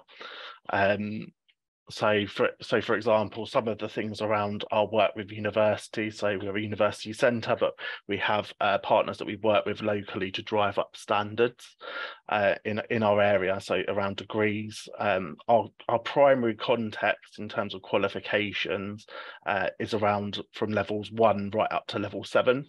Our foundation as a college, we started as a teacher training college in 1882. And since then we've become a group and have most recently merged with another college locally. But our history is quite deep in terms of the way that we merge and acquire locally, and also how we venture into different opportunities. So as part of the college, we have a commercial arm, and we've also got our educational arm. And what has happened over the years as we've grown locally, we've been able to grow our resources for merger. So some of the things I want to discuss this morning are around uniting and how we've created that, what the drive was for merging, and how we've created the Bedford College Group and University Centre, and how that's led to changes locally for our community, our merger journey, and how we've navigated the processes of creating the group in what can be quite a complex landscape, and then how we've managed change internally and how we've integrated all of our organisations culturally, and then with some reflections lastly on building a stronger future, and that's what we've positioned ourselves on for this in terms of our growth and how we meet local needs for employers, and that's been one of our strongest drivers through why we carry out mergers and acquisitions locally in our geography, and it has worked to our benefit. There has been a drive from government in our sector as a mixed provider of adult education, FE education, higher education, in terms of the drive for that. So in recent years, colleges have been underfunded from the UK government, and that's really drived up our need to merge and create organisations with bigger turnover and revenue to ensure that they can continue. We're also in a change in terms of regulatory reform from our government, and we've undergone those very recently. So there's been a new change to the way that qualifications are regulated in FE and in HE, so from the Office for Students, and also the education, so the ESFA in the UK, who drive FE and adult funding in terms of our other provision. So what I wanted to do is just start off with a short video in terms of our history. I hope you can hear the sound of the video, but it just gives you an overview of where we started from and our history from 1882 right up to the current day. To ordinary people determined to get somewhere. To our communities, daring to be better. To our local businesses, always trying harder. It just takes a little bit of hope at what might be possible, because everything is connected. The dreaming teenager wondering what part they'll play in a fairer world. The lecturer working tirelessly to inspire their students. The local business owner thinking, what will help me help others? Education, hard work, belief. This makes possibility real. And possibility is everywhere. It's in every conversation, every look, every wave across a corridor. Possibility surrounds us, inspires us, shapes us. Possibility drives our dreams. We feel it in the echo of our footsteps when we stop. But we don't stop. We carry on. It's possible. Makes us who we are. And we are the Bedford College Group. It's you and it's us. And together, we are one.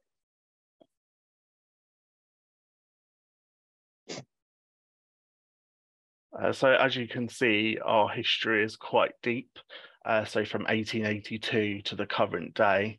And so as part of our journey in terms of the Bedford College Group, we have recently merged with Central Bedfordshire College, and that was a college of around 2,000 students in Central Bedfordshire and a general FE college.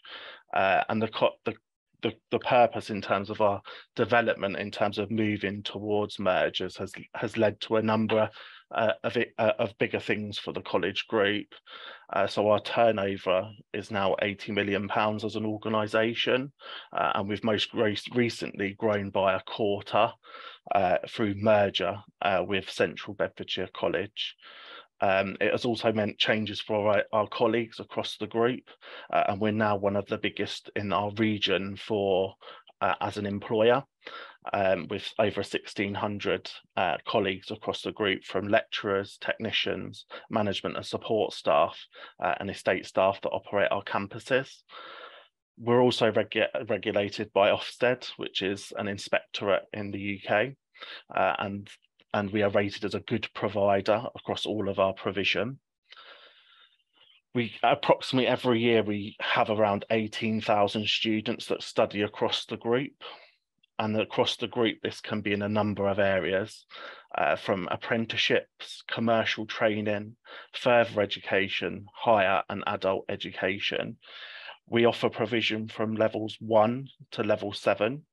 And in terms of our discipline, subject-wise, we have a lot of subjects and we cover the majority. And as part of the group, we have these brands underneath, and each of these have come through either merger or creation from the group's wealth. So the college started as Bedford College, based just solely in Bedford, and we've developed that provision to now include Tresham College, which was a merger in 2017, Central Bedfordshire College, a merger just most recently in 2023, and Shuttleworth College in 2009. Whilst we have been on this journey of carrying out acquisitions and mergers, we've also developed a sixth form as part of our provision. And we have a number of learning centres that meet the adult local demand for Bedford, Corby and Kettering. Most interestingly about our group is that we have a commercial arm through the Bedford College services, and we operate this, and this is through staff deployment and resource maximisation. So, for example, we do use our facilities when they're not being used for education, for weddings, etc., and that generates an income stream for the group. We also have Aston Recruitment and Training, which is our apprenticeship company, which operates in Northamptonshire. And that allows us to meet our apprenticeship numbers. And at the college, we have around about approximately 1,000 apprentices across the group with Bedfordshire and Northamptonshire. We also operate a schools academy trust through two schools, Wixham's Academy in Bedford. And we also have two sixth form colleges, one based in Bedford and one based in Corby. So in terms of the presentation, I wanted to kind of give you the impact of actually why we do merge and how we come about those decisions, because it's really important. So for us, it was about increased efficiency and the effectiveness of two organisations coming together. And the group operations are slimmed down in terms of operation to eliminate duplication. So, for example, a lot of our colleagues will operate across the group rather than just individual colleges. And this has allowed us to operate more efficiently and effectively and to drive up local community needs. So we're able to address new disciplines, for example, in new subject areas like animal sciences, for example. And that's one of the things I think from the merger that has really helped our group, is actually we've maximised how we've grown. So Bedford didn't have any animal or agricultural courses before it merged with Shuttleworth, in 2009. So it allowed us to kind of branch out into new areas of curriculum to meet local employment and regional demands from employers. So what also came as part of our drive for merger is this idea of improved access to resources. So we had a number of colleges operating individually across our region, and we've been able to pull all of those resources together. And this has resulted in maximising outcomes for students. So they now have latest equipment.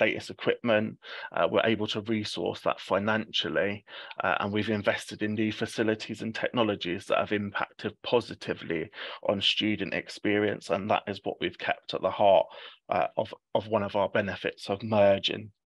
Is the importance to students and also the continuation for students.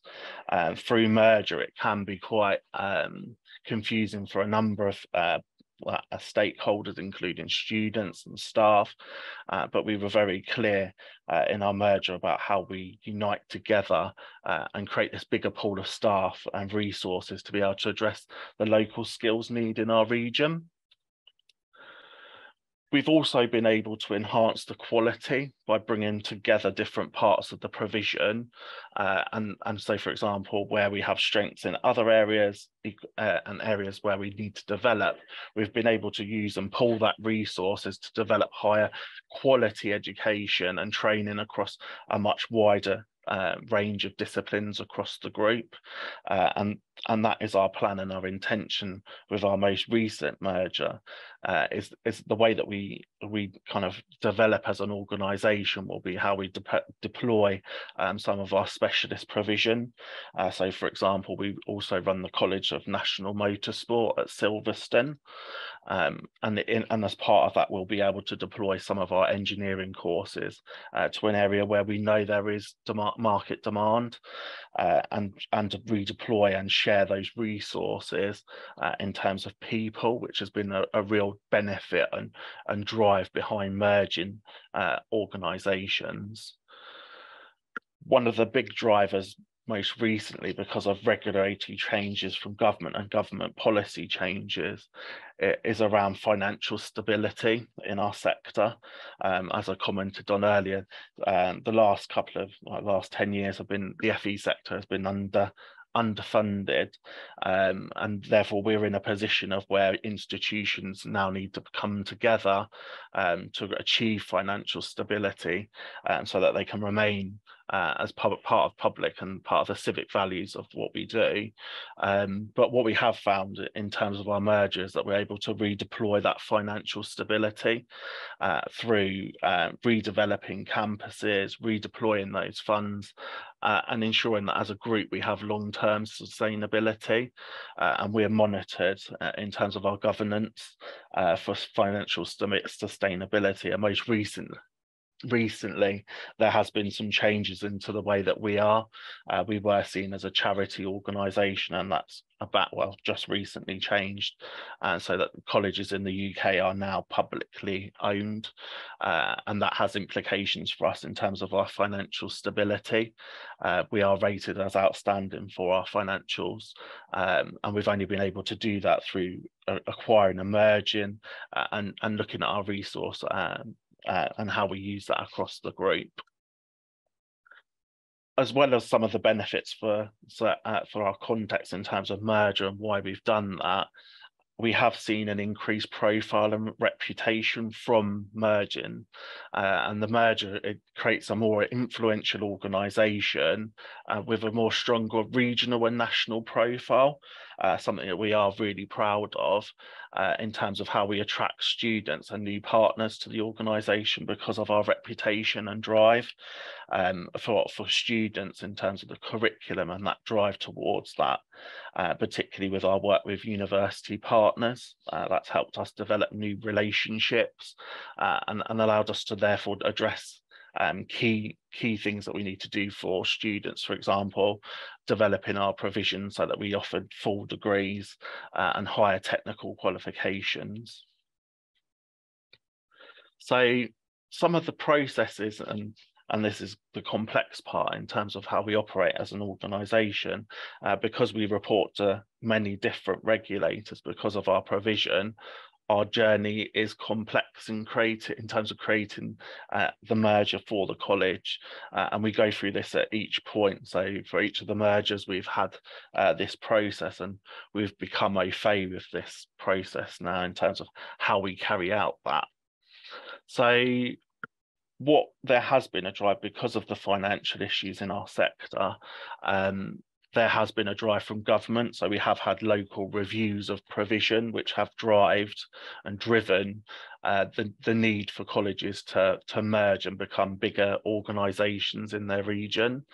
But as part of that, the institution, we reviewed that, and we carry out research in terms of potential merger partners, and it was really important around strategic fit and about how we share a mission and how our values fit that mission, and how we bring that together. And we're really proud of our strategy locally about meeting local community needs is our strong drive here, and that's why we've had the merger with Central Bedfordshire College, because actually a lot of our provision and the work that we have done to develop the provision will be easily, we can duplicate that over in that county, and that will meet local needs for employers and students as well. So students will have access to a bigger range of courses as part of merging together. So how it kind of starts is around initial discussions, and we work with our regulators to have those initial discussions to explore actually the feasibility of a merger and the costs of merging, and whether it outweighs the financial benefit for the local community.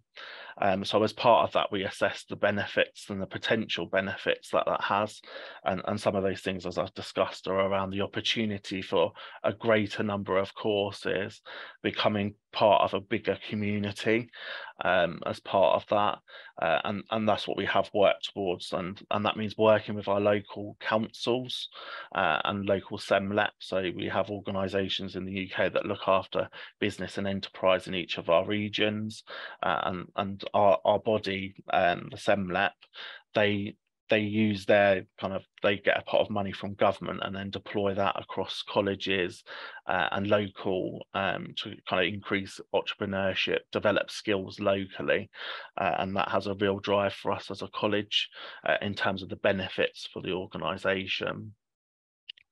And as part of any merger, there is the due diligence stage, and we carried out a group intelligence in terms of the approach, in terms of the financial position of both organisations, both of our operations and the cultures of both organisations, and that was really important because that advised us in terms of how we came together and the stages we were at as organisations, and how we could then use the benefits of the merger then to implement and carry out the merge itself, but whilst understanding each other's financial positions, operation and cultural, and also how external bodies looked at each organisation, and that's been quite important for us in terms of driving and bringing colleagues on board with merging together as part of it. And then obviously we come to negotiations, and this is where we have different types of merger in the UK in terms of coming together, where you can either keep the original provider or you merge. And what we have always done as part of merging is we take on the brand of that organisation. So we've never got rid of the culture, the brand identity of the merging college, and that's been really important, particularly as we bring staff on board.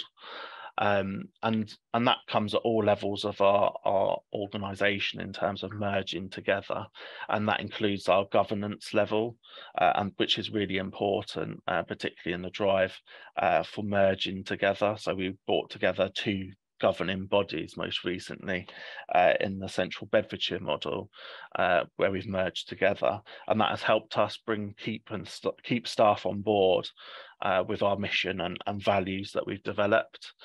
And I think as well, as part of this process of how we've navigated it, we've also made sure that the voice of our colleagues and students and our local community is at the heart of the merger at each point. And as part of our process in the UK is that we have to consult with each of those stakeholder groups. And in the most recent merger, the feedback was really positive from local communities on bringing together expertise and how that would grow the provision at Central Bedfordshire College. As I just commented around stakeholders, it was really important that we brought them all together, and that came through a different way. So we run consultations, and we also addressed work with our kind of awarding bodies. So for example, our FE provision, our stakeholders within higher education, and how we bring those all together. And we've been quite lucky because of our work in our local geography patch, that we've actually, the merging partners that we've merged with, we've been able to keep the relationships and grow our provision. So for example, we have relationships with the University of Huddersfield, and we're now able to now offer that through each of our campuses, and it therefore will give us that growth that we want, and that's where we're expecting that to happen through Central Bedfordshire, and that's what we have seen in previous mergers, is that growth and investment.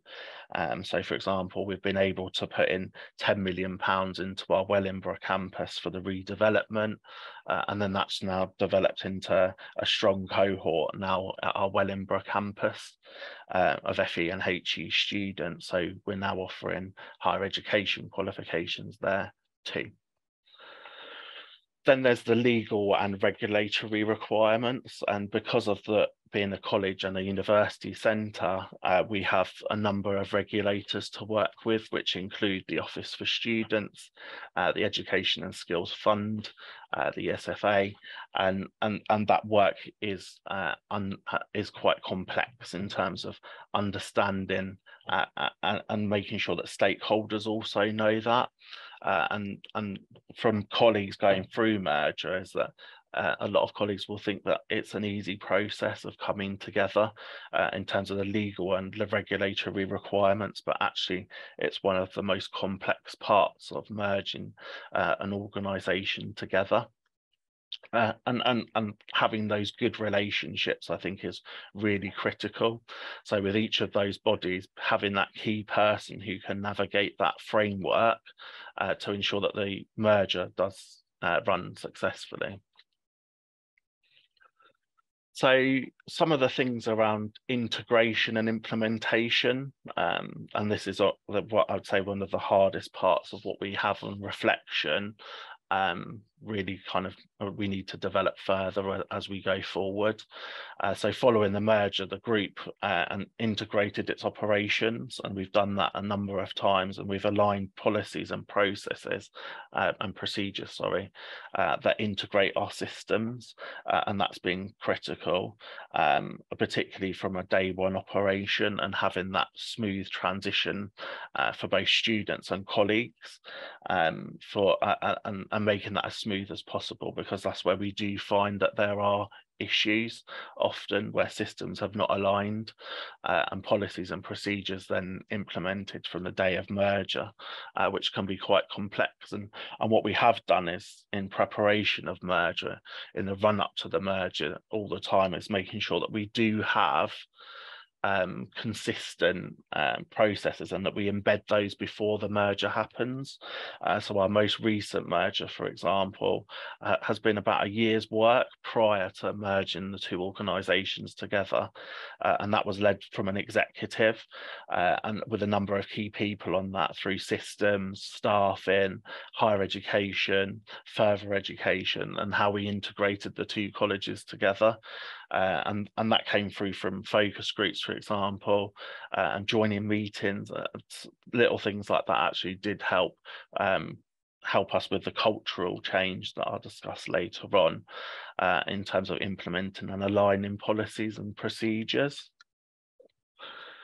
And then it's never over in terms of merger, and what we are in terms of the way that we've brought together the organisation is about how we monitor and evaluate the success of merging, and that's why we've continued on our journey of kind of growing the group through this method, and including how we assess progress against the expected outcomes, and the importance of that. And actually what we set out to do locally was to drive up standards, drive up curriculum, drive up availability, and we reflect on that success through our mergers with Tresham College and Shuttleworth College, where we've been able now to grow provision, and we've now introduced new subject disciplines to areas that may have been of disadvantage, where students wouldn't look at those areas in terms of their growth and in terms of where they would study, etc. And that's really become part of it, and that identity of the Bedford College Group has been critical in bringing that together as an organisation. So managing the cultural integration and actually the expectations from merger are really important, particularly for staff, and how we brought people on board for that.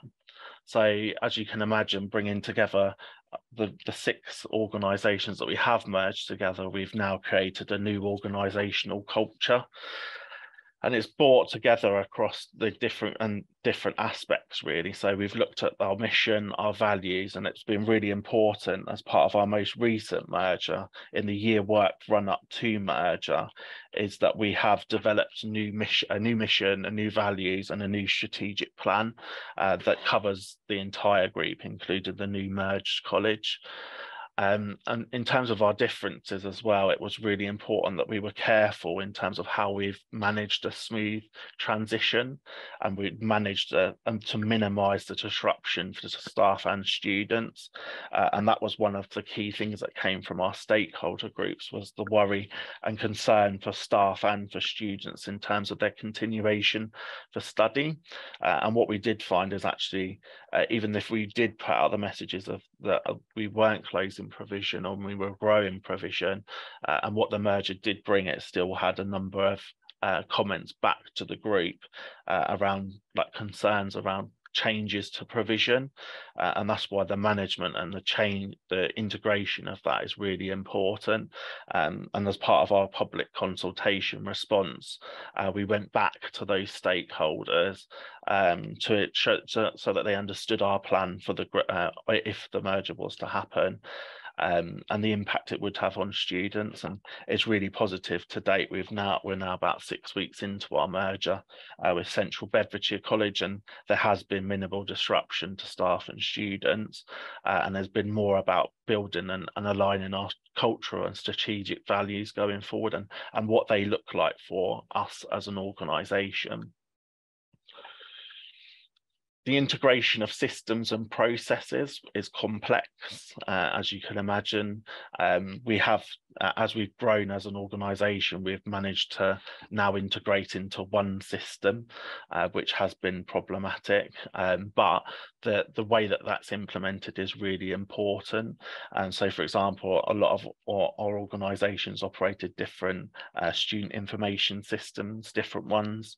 And as part of our merger, we've now got one system that brings that all together and allows us to work more agile. So, for example, we can see staff resource that is in another college from the same system. So, for example, if we need to utilise staff better, which is what we do is, say, for example, we've got specialists in engineering, and we do have an issue with recruitment in terms of getting a lot of engineers in the UK, and we're able to redeploy those people to maximise the best outcomes for students and offer specialist curriculum. So, for example, where that member of staff is a specialist in robotics, we can make sure that all of our students get access to that through redeploying that resource effectively through making sure our systems are integrated.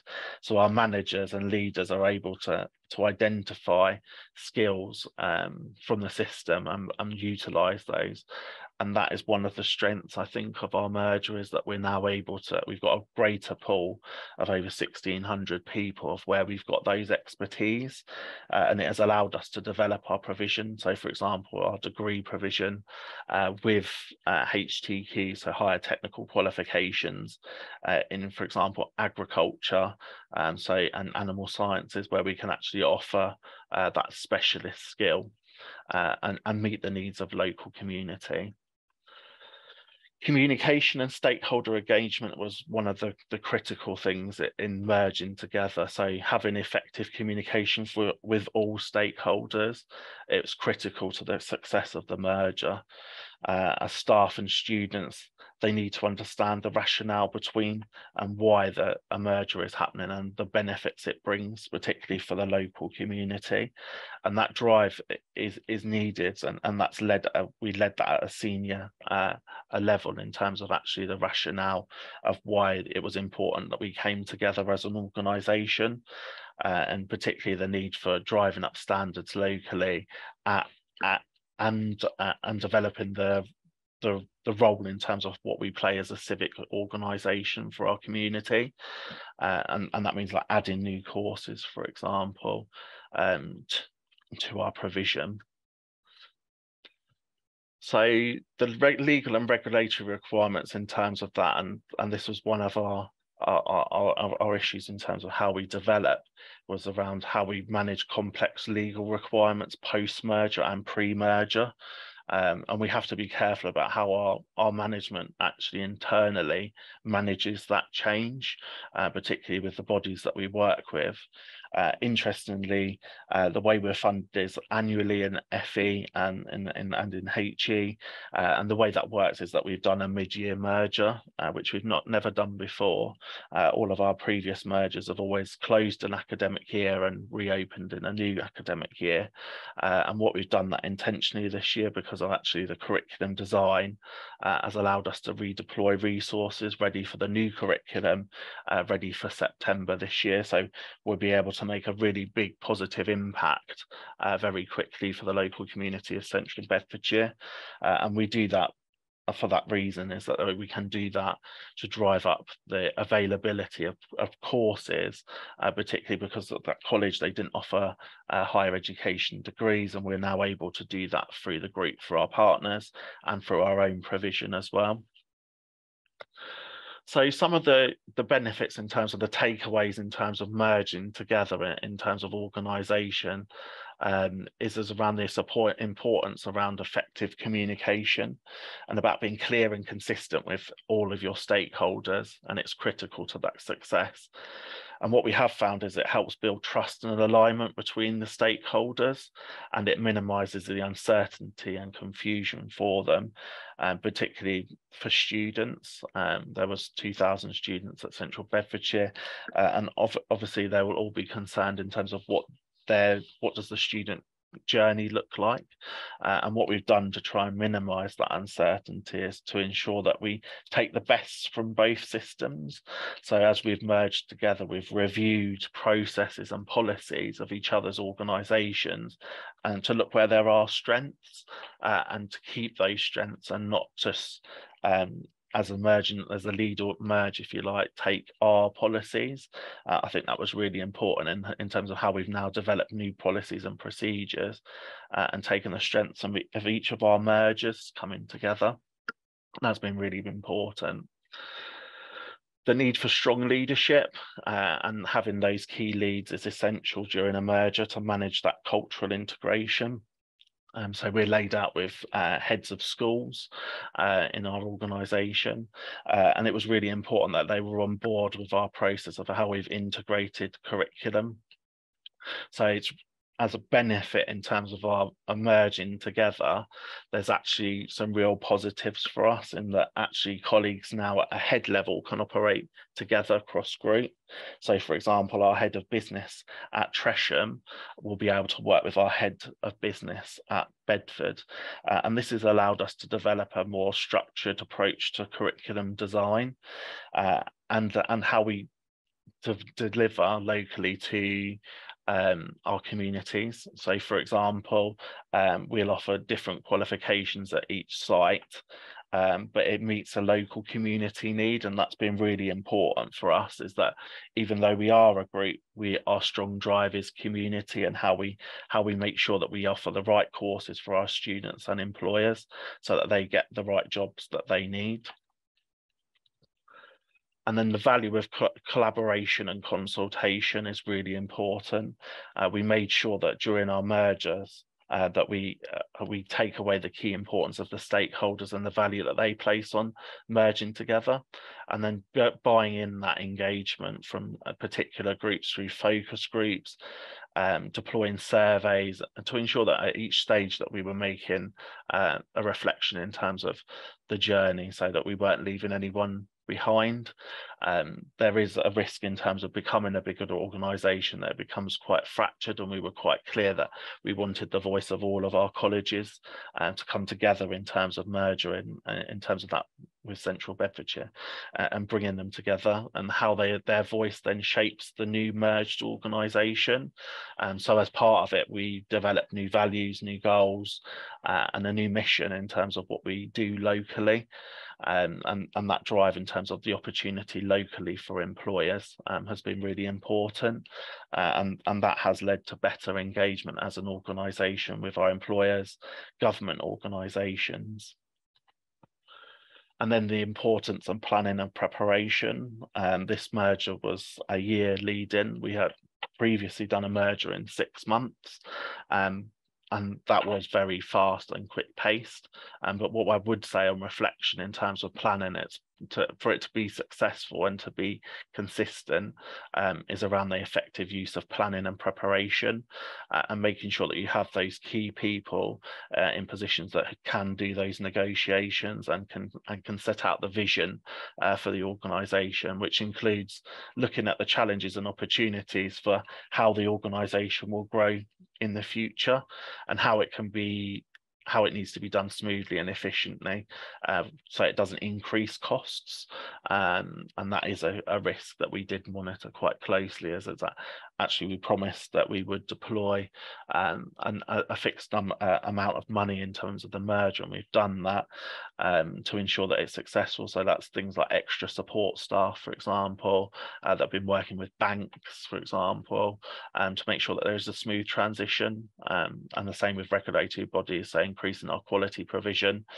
so that they're able to work with those bodies to ensure that there is a smooth and efficient changeover as part of that process. And then lastly on this one was our need to be flexible and adaptable, and we operate in a complex landscape, as I discussed earlier, and that makes it quite hard to be quite flexible and adaptable. But what we have tried to do is to make sure that we are that, and making sure that processes that are complex impact organisations, such as the regulatory changes and unexpected changes in events. So, for example, the recent changes to gas and electricity costs was an aspect that we did have to evaluate, and that did change our financial position, and therefore that had to be reviewed as part of our merger. And interestingly, we weren't expecting to have to do that, but actually we had to be flexible and to adapt to the environment externally, which was really important. And we have in the UK, because of the way that we operate, we have bank loans at the college, and therefore our bank is a stakeholder, and therefore they have to agree to that merger. And it was really important that we bring them on board in terms of how we manage financials, in terms of being adaptable, and how we're now able to manage that approach as a group across that. And then just lastly, on my last slide here, I just want to finish on, actually for us, it was about dreaming big, and that's always been our dream, and it goes back a very long time in terms of our strategy. What we did realise is that if we wanted to grow, that we would have to do that through merger and acquisition. We are the biggest provider in Bedford at that point for further education and adult education. We've got around 1,000 higher education students who study our degree programmes at Bedford.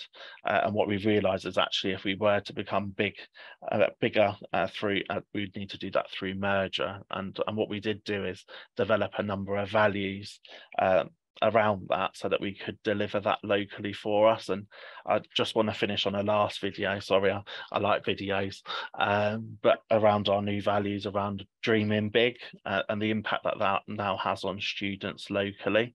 But I'll just play that video for them.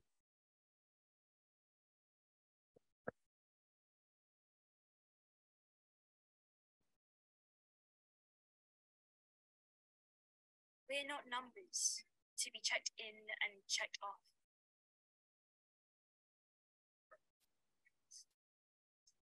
We are as unique as one is to none. Individually, we think differently to express our value in the world. Grow as a sum of our acquaintance, working things out as we go.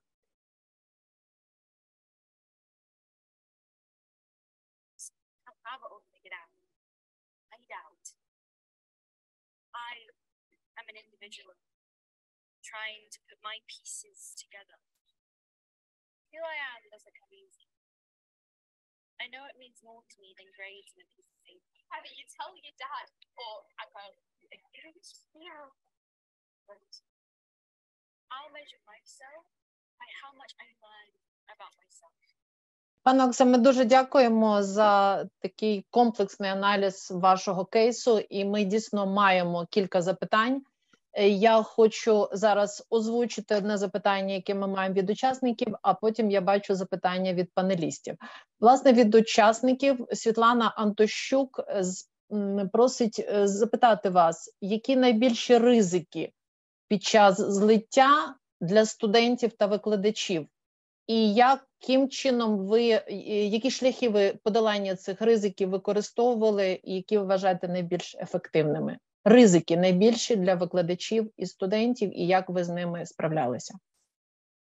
So the biggest risk is the work that does go into it, and does that come to fruition or not is a big risk. So, for example, on that onboarding stage in that year before, that process of bringing an organisation into another is really critical, and actually that can be quite costly, and that's why we did follow the approach of making sure that stakeholders were involved as much as possible from the start of that process right to the end of that process.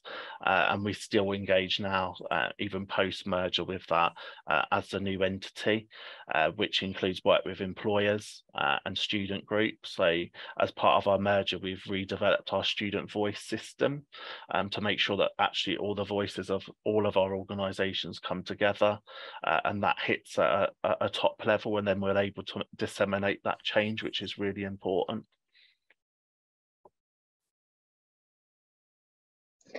Дякуємо. Пане Вадимо, будь ласка, представтеся і задавайте ваше запитання. Да, дякую. Чи чути мене? Так, все окей. Да, перш за все, я Вадим Захарченко, член національної команди експертів з реформування вищої освіти України і проректор Національного університету Одеська морська академія. Я перш за все хотів би подякувати пану Алексу за дуже цікаву презентацію. Тема дуже актуальна для нашої системи вищої освіти. І я все ж таки попросив би пана Алекса дещо уточнити, бо дійсно ця тема цікава. І маю таких два питання. Задам їх зразу. Перше питання стосується того, чи після злиття працюють усі коледжі просто як єдина інституція, з одним там якимсь керівником, чи все ж таки ці коледжі, які увійшли до цієї групи, Bedford College Group, вони працюють з певною автономією. Зокрема, тоді цікавить рівень автономії академічної та фінансової. Чи може кожний коледж розробляти власні програми і надалі? Чи кожний коледж окремо приймає студентів та видає дипломи? Чи це все вже робиться відповідно тільки від імені Bedford College Group? Також, що стосується фінансової автономії, чи має кожний коледж все ж таки окремий бюджет, чи все розподіляється, бюджетування здійснюється виключно централізовано на рівні групи в цілому. І друге, більш коротеньке питання, яке розширює, можливо, питання попереднього колеги, попереднє питання, яке задала колега, чи все ж таки там були питання про виклики, але я задам інше трошки питання, чи залишились якісь проблеми, які не вдалося вирішити під час об'єднання, тобто вони з'явились і поки що немає рішення цих проблем. Дуже дякую за відповідь. Дякую, пане Вадиме. Алекс, будь ласка. Thank you. That's a really good question. And most interestingly, we have changed our approach in our most recent merger.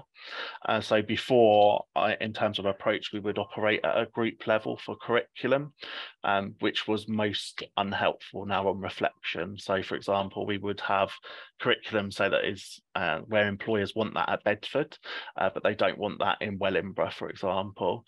And what we have done through our most recent merger is restructure the group so that we were able to deliver locally, and that the colleges locally have that autonomy.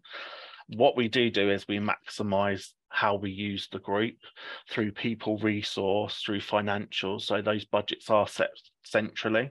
And what we do is they do have an independent budget so for each college from the master budget, and that allows that principal at each of those sites to run their college to meet local demands. So if the principal and the curriculum team there believe that a course, there is, say for example, a strong employer demand for engineering courses, the organisation in college has that autonomy to run that curriculum. But before, we were under a structure of where it had to be the same, and for us that was a lesson learnt in terms of in our process, and now what it has meant is that we are more agile as an organisation, but it also has increased pressure on our central team, because obviously those differences are quite hard. So we have bolstered our support centrally for those processes, so in finance, for example, and in curriculum design and development, like exams and issuing certificates, so that they're able to understand the differences that we do have across the organisation. And then in terms of the challenges and the leftover, if I'm most honest, there's still hangovers, as I like to call them, from previous mergers, and we work through those, and some of those things are around finance and compliance. So for example, our Shuttleworth campus is a farm, and our finance team have to run that farm, which they wouldn't have run before, and therefore it brings up new challenges and new need for understanding and new changes in skills. And what we are proud of is that as we've merged, we've grown that expertise. So as bringing them part of the group, our finance team are now more au fait with agriculture and animal science regulation in terms of financial compliance. But I hope that answers your question.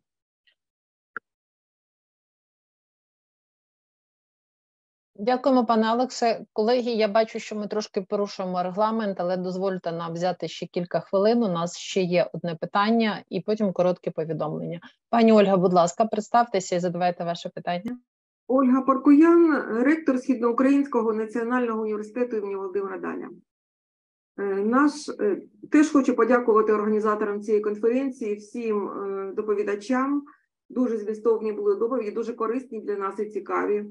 І, зокрема, для мене дуже було цікавим досвід, про який доповів пан Алекс. Тому що наш університет теж зараз знаходиться у стані якраз злиття.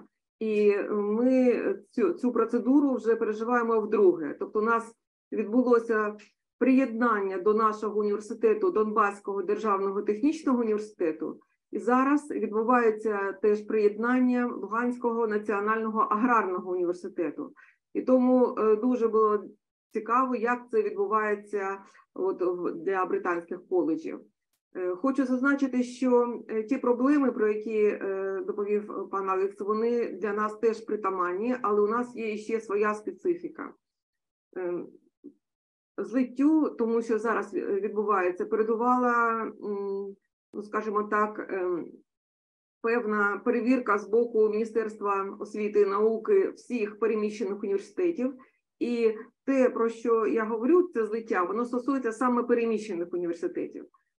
За результатами моніторингу, який здійснювало міністерство спільно з іншими інституціями, було виявлено, що організація освітнього процесу не на належному рівні, саме тому було прийнято рішення про приєднання одного університету до іншого університету.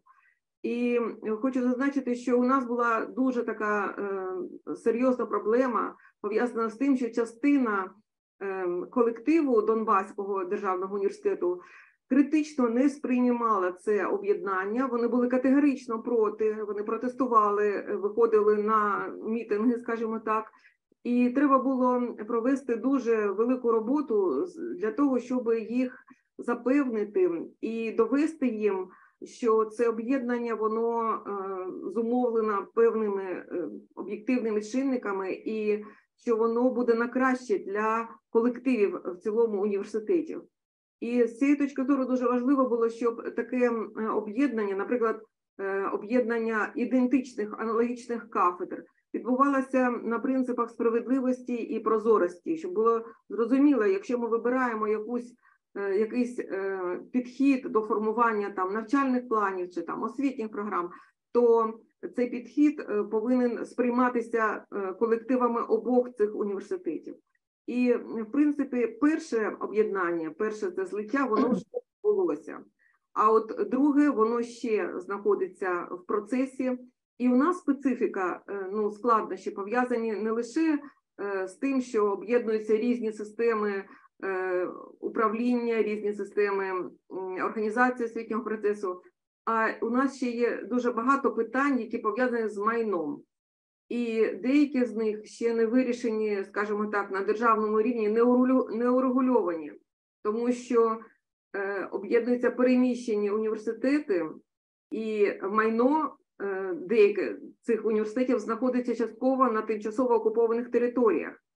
І воно не завжди належним чином оформлено, задокументовано. І тож виникає тут дуже багато таких проблем, пов'язаних саме з передаванням цього майна і землі, зокрема. Тож, я думаю, що в мене вже не питання, в мене вже так... Так, рефлексія така, власне, коментар, специфіка. Да, коментар.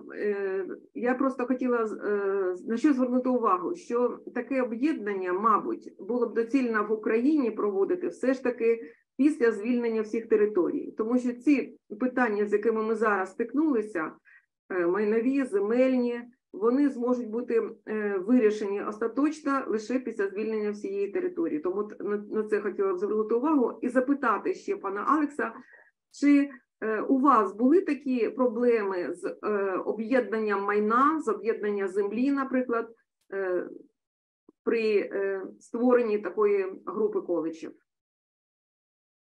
Дякую, пані Ольга. So not to the extent of what you're at the moment having to deal with.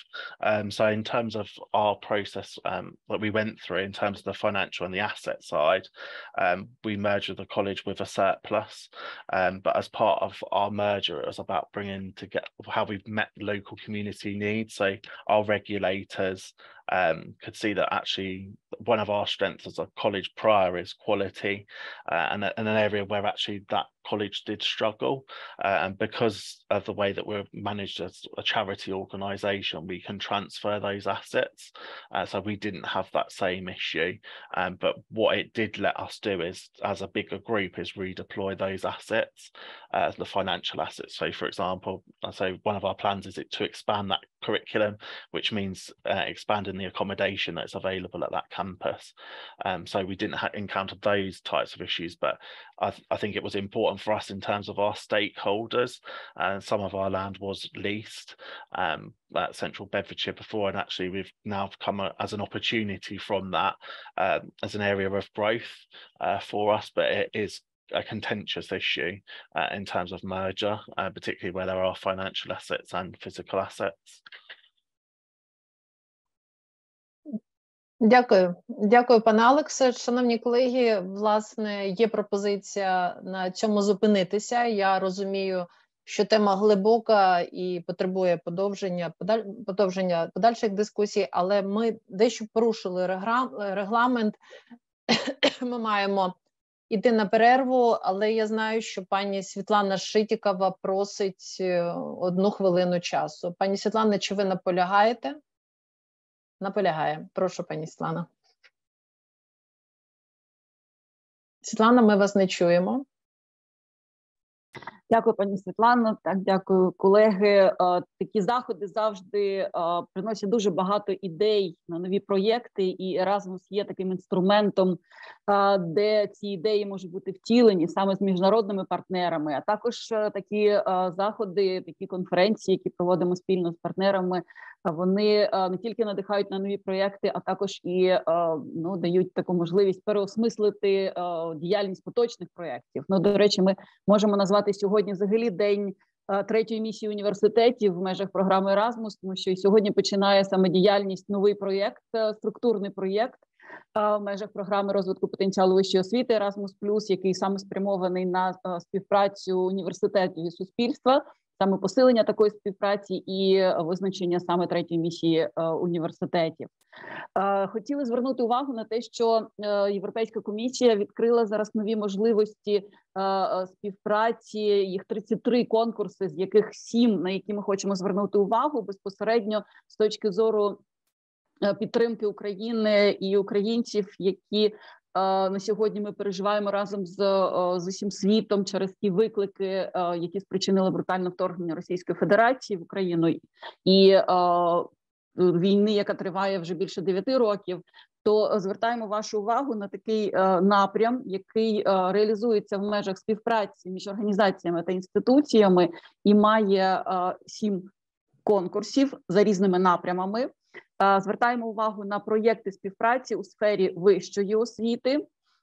Зокрема, такі партнерства наразі отримали можливість мати фокус саме на вирішення тих викликів і проблем, які є через те, що наразі маємо дуже багато українців, студентів, працівників закладів вищої освіти, шкіл, ВЕТ і інших інституцій за кордоном, і їхня співпраця і зв'язок, щоб залишався теж з Україною, то такі напрями і фокуси є в межах конкурсів, які мають другий раунд. Перший раунд вже закінчився, триває відбір проєктів, зараз триває новий етап такого конкурсу, де можуть бути задіяні різні типи організацій і посилення співпраці в межах цифрових рішень для вирішення саме тих викликів, які виникли. Для прикладу покажемо деякі проєкти, які реалізуються в межах такого напряму. Ви можете звернути увагу на те, що це можуть бути різні цифрові рішення на підтримку та інтеграцію українців, які є зараз за кордоном, та їхня співпраця з українцями, українськими організаціями, закладами освіти, які є наразі в Україні. Тобто це приклади тих проєктів, які були вже профінансовані за цим напрямом. І я думаю, що вони теж, так само, як і сьогоднішні спікери, які вже говорили, і які ще долучаться пізніше до другої сесії, надихнуть вас на нові ідеї по проєктам. Це можуть бути абсолютно різного плану цифрові рішення, які допоможуть саме подолати такі виклики. Для прикладу, навіть якщо ми говоримо про музичні заклади, то тут можуть бути створені такі платформи для проведення репетицій хорів чи практичних навичок для навчання студентів, створення цифрових чи таких digital laboratories, які допоможуть вирішувати питання навчання студентів і роботи працівників закладів освіти. Другий напрям, де ми можемо співпрацювати із колегами з Великої Британії, це альянси для інновацій. Тут посилення саме співпраці освіти та підприємництва і секторальна співпраця, де теж дуже звертаємо увагу на долучення до таких ініціатив спільно з міжнародними партнерами. І, зокрема, цей конкурс триває до 3 травня цього року, тобто є ще час. А саме надихнувшись участю в сьогоднішній конференції і спікерами, долучитися до продукування таких спільних ініціатив і участі у конкурсах. Ну, про інші можливості, яких 33, ми будемо розповідати пізніше. Дякую, працюємо разом. Дякую, пані Світлана. Якщо можна закрити екран, будь ласка. Колеги, і дякую за ваше терпіння. Ще раз перепрошую, що ми порушили регламент. Дозвольте ще раз скористатися можливістю і подякувати всім спікерам, які були з нами на цій сесії. Я бачу, Алекс ще також залишається. Подякувати ще раз Алексу і іншим колегам. Ми зараз робимо перерву, а я просто проанонсую, що друга сесія буде значно коротшою, але вона буде присвячена не менш важливому питанню ефективної діяльності наглядових рад університетів. І там буде також 2 спікера, буде представлений британський кейс, і потім буде, власне, рефлексія від української сторони.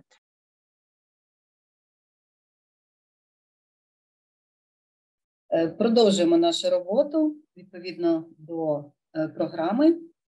І я запрошую до слова пана Аарона Портера, який представить огляд врядування вищої освіти Великої Британії та умови для ефективних рад. Прошу, пане Аурене. Thank you very much, and really it is a pleasure to be with you all today. So thank you very much for your time. I'm, as has been introduced, going to say a little about higher education governance in the UK, how it's organised, and the conditions for effective governance. I think there are many strengths of the UK system, and it works well for the UK environment, but that isn't to say that everything is perfect. But I think there are some interesting lessons to learn, and I look forward to questions and conversation which we can take at the end. I've prepared some slides, so I will share those just now. 1 second. So just before I get into the session detail, a little of my own background so you understand where I'm coming from. I spend much of my time with Advance HE, who are a national body that support, an international body that support higher education across a range of different areas, including governance. Myself, I've undertaken external reviews of over 50 university boards of governors or governing bodies or trustee bodies, principally in the UK, but I've also done that in the Republic of Ireland and Australia. And I sit on the board of 2 UK universities myself. So I am a board member, a governor of 2 universities. One, BPP, which is a private university, the UK's largest, focusing mainly on law and business. But I'm also on the council, the governing body, of Goldsmiths, which is part of the University of London, which has a reputation mainly in arts, social sciences, and humanities. And just over 10 years ago, I was president of the National Union of Students in the UK, the representative body that represented UK university students, largely to government, but also to external bodies and stakeholders. So what am I going to cover in this session? I'm going to say a little bit about what HE, higher education governance systems look like in the UK, what can be used to drive change and what is used to drive change, and some practical insights into good governance in universities as well. But an important starting point is the purpose of governance. And this isn't, of course, unique to higher education. Good governance is important in any sector, industry, or area of operation. And governance, of course, is there to provide confidence to an organisation and clarity, particularly around decision-making within an organisation. And to ensure that organisations are delivering what they are supposed to do. Now, in the case of universities, of course, that's learning, teaching, research, and wider engagement. And I think it's important to remind ourselves that the way in which we govern ourselves and organise ourselves should be to place those key objectives, learning, teaching, and research, at the heart of what we do. But that's an important thing irrespective of the sector that we're in. But I think another way of thinking about governance are these 3 spheres that you can see on the right-hand side of your screen. Because in any sector, but particularly in universities, there are 3 main domains that shape our governance. The first is the regulatory and the legislative environment, the legal parameters in which we operate. And I will say a little about how UK law supports higher education here. The second area are the governing documents, the constitutions, the articles, the protocols that are codified and published, usually unique to individual universities, but with some degree of commonality. And I will speak a little about the common features of some of our governing documents as organisations. And thirdly, lots of sectors, including higher education, tend to operate and gravitate around good practice. And higher education, both in the UK and of course internationally, likes to share practice. Indeed, this is an example of what we are doing cross-nationally right now. And UK universities are keen to learn from one another, but also keen to learn from international universities. And so there are some features to governance which are developed through good practice and through norms. And I will say a little bit about what some of that good practice behaviour looks like in the context of UK university governance. But these three spheres, I think, shape our governance quite neatly. But I've been talking about the United Kingdom. And of course, the United Kingdom is a composite of 4 different countries who come together in a union of countries. And there is some difference, there is some divergence across the UK. And there are some features in England, Scotland, Wales, and Northern Ireland that I would briefly like to touch upon. The first thing to say is that there are some areas of UK universities which are governed by UK law and a UK approach, and that is principally our approach to research. But much of our approach to funding and teaching is devolved to the separate governments of the 4 countries of the UK. And so to some degree, there is quite a lot of difference, increasing difference between, for instance, England and Scotland, some similarity, some difference.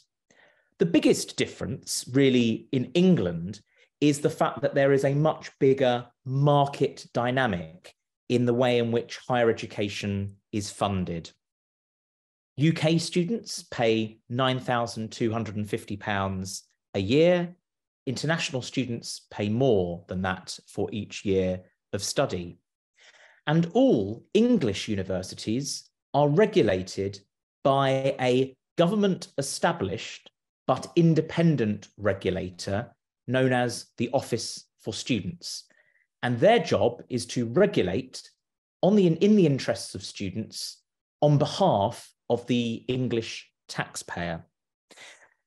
There is, at least in principle and to a large degree in reality, full freedom on governing body appointments. Individual universities will decide who they appoint to their governing bodies and who they appoint to the vice-chancellor, rector, senior positions of their universities.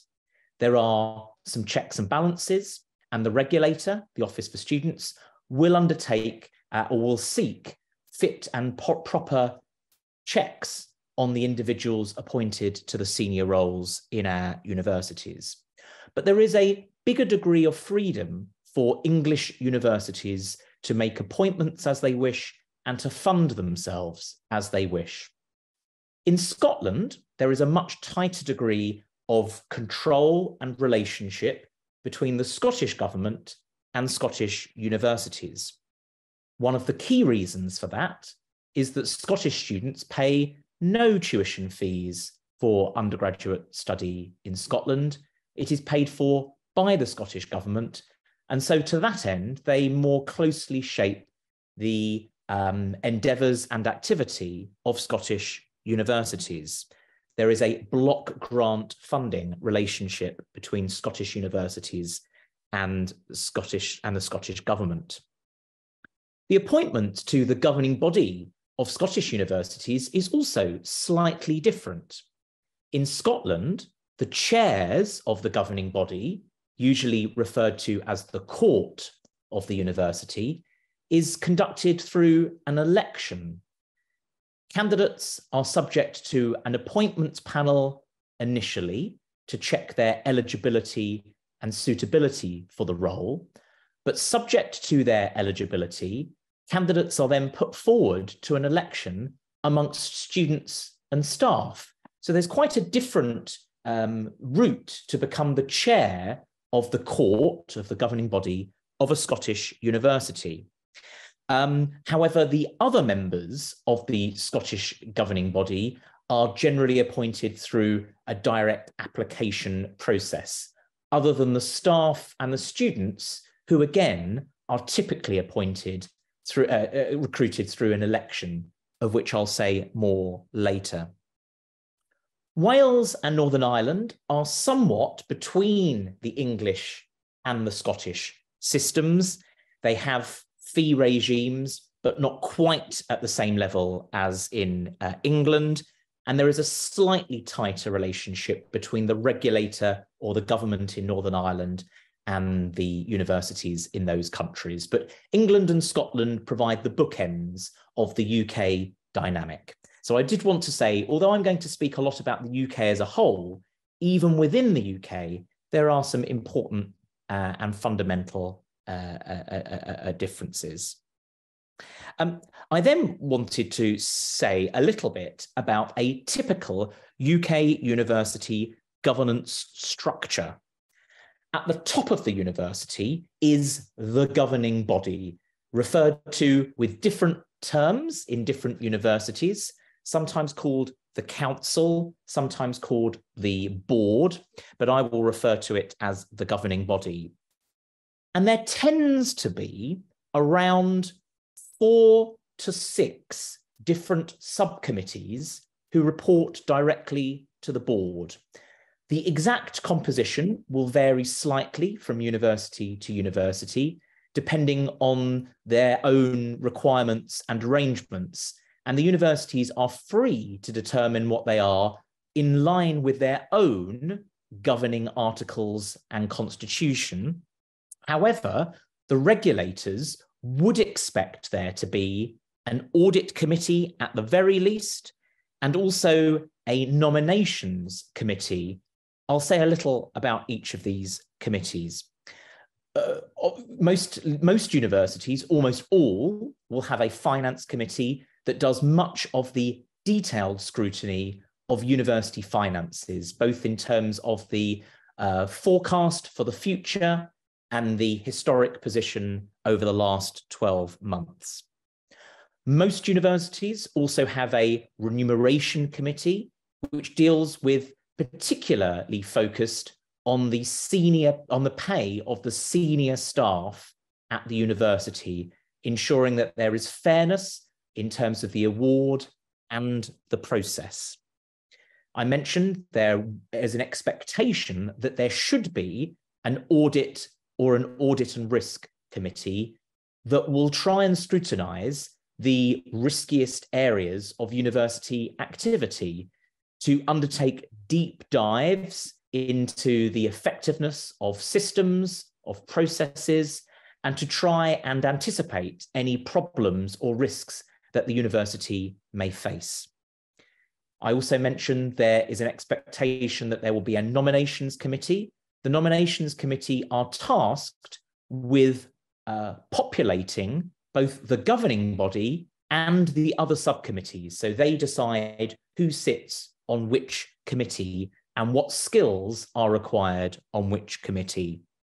And then there is usually, but not always, a people or a human resources committee, and that will generally look at the policies affecting staff across the university. So issues to do with fair pay and the terms and conditions that staff are subject to as employees of the university. There may also be, but not always, an estates committee that will look at the buildings and the footprint of the university. Increasingly, lots of these committees are also undertaking a slight role to look at the environmental impact of universities too, because of course there is a close relationship between the physical estate and the carbon sort of footprint of the university. So these committees that I've referred to on the left-hand side of your screen are what might be referred to as the corporate committees of the Board of Governance. On the right-hand side, you will see that there are also academic committees that have its own structure within every university. The pinnacle of academic committees will usually end up being the Senate or the academic board, but there will be often dozens of academic committees across the university that you will be familiar with in your own environment. Some of these committees will look at learning and teaching, research, issues to do with quality, enhancement, and the student experience. Now, it's important to note that in UK universities, it is accepted that the Senate or the academic board, although it is the supreme academic committee, still has a light touch report to the Board of Governors. So it is the Board of Governors that is ultimately responsible for the overall good health and legality of the university. But sometimes there can be some tensions between the decisions of the academic board or Senate and the governing body. The academic body, the Senate, generally will decide which programs, which courses are run, but the governing body could decide, for financial reasons perhaps, that certain programs may need to close.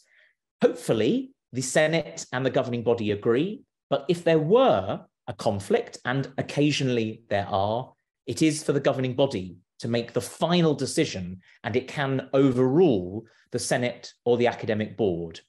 But I have to say, in 99% of instances, there is a satisfactory working arrangement between the Senates and the governing body. But I did want to clarify ultimately who is responsible if necessary. So let me say a little bit about the size and the composition of UK university governing bodies. And you can see this table has categorized around 7 different types of UK university, from the ancient universities, Oxford and Cambridge, through time over the last 800 years to the modern universities that are at the bottom of that table. And then you can see the different columns that talk about the average number of members, the average number of external members, the average number of internal members, i.e. these are university staff or students. And then finally, of those internal members, how many of them are academic members? Now you can see that from the bottom line, the average size of this is for England actually, this table, the average size of an English university governing body is 18.7. So nearly 19, of which 12 are external members. These are not employees of the university. These are not even people that are particularly expert about higher education. In fact, they are often expert about other things. They are lawyers, they are accountants, they are sometimes former politicians. They may be digital experts, they may be marketing experts. They will come from a range of different professions, but they will usually not have very much association on a day-to-day basis with universities. And they make up more than half of the board, 12 out of 19 on average. So there are around 6 or 7 internal members that will almost always include the vice-chancellor or the rector. It would usually always include a deputy vice-chancellor or a deputy rector.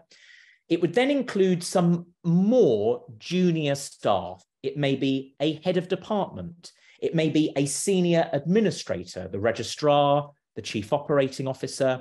It would usually include 1 or 2 student members, perhaps the president of the Students' Union. So of the 6 or 7 internal members, around 4 of them are academics. They may be coming from the Senate or the academic board. I mentioned previously the Senate or the academic board, and having a link between the Senate and the governing body is helpful. So I hope that gives you a little bit of a sense of the composition of English university governing bodies. Are around 19 in total, of which 12 are independent experts brought in for their skills. But the university is the one that appoint them, not the government or any regulator. So what is usual in terms of how a UK university governing body meets? Typically, there will be between 4 to 6 meetings a year, and meetings will typically last between 2 to 3 or 4 hours in those 4 to 6 meetings. In addition, there may be 1 or 2 full-day strategy days, which are less of a meeting and more of presentations, discussion, and analysis of where the university is and where the university is going. So a governor of a university might expect to be in board meetings around 5 times a year, 2 strategy meetings, but I would also expect a governor to serve on 1 or 2 of the subcommittees that I mentioned on a previous slide. So they may be on the Finance Committee and the Nominations Committee, and each of those will typically meet at least once a term.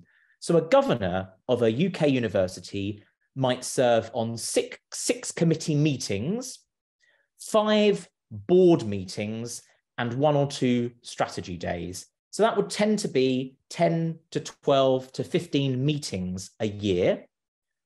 As well as attending the meetings, a governor of a university, if they are external, would usually be expected to attend some of the high-profile events in a university calendar, graduation ceremonies, important visits that a university may encounter. So suddenly, a governor of a university may be engaging with the university between 15 and 20 times a year. And it's worth pointing out that the vast majority of UK university governors do so voluntarily. They are unpaid. There are a small number of university chairs who give up even more time who are paid.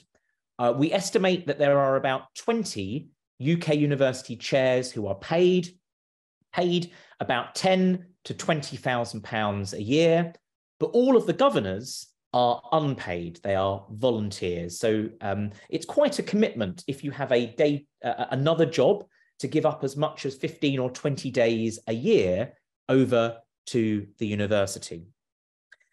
The Vice-Chancellor I mentioned is a member. There will be student and staff as full members with equal rights and equal responsibilities.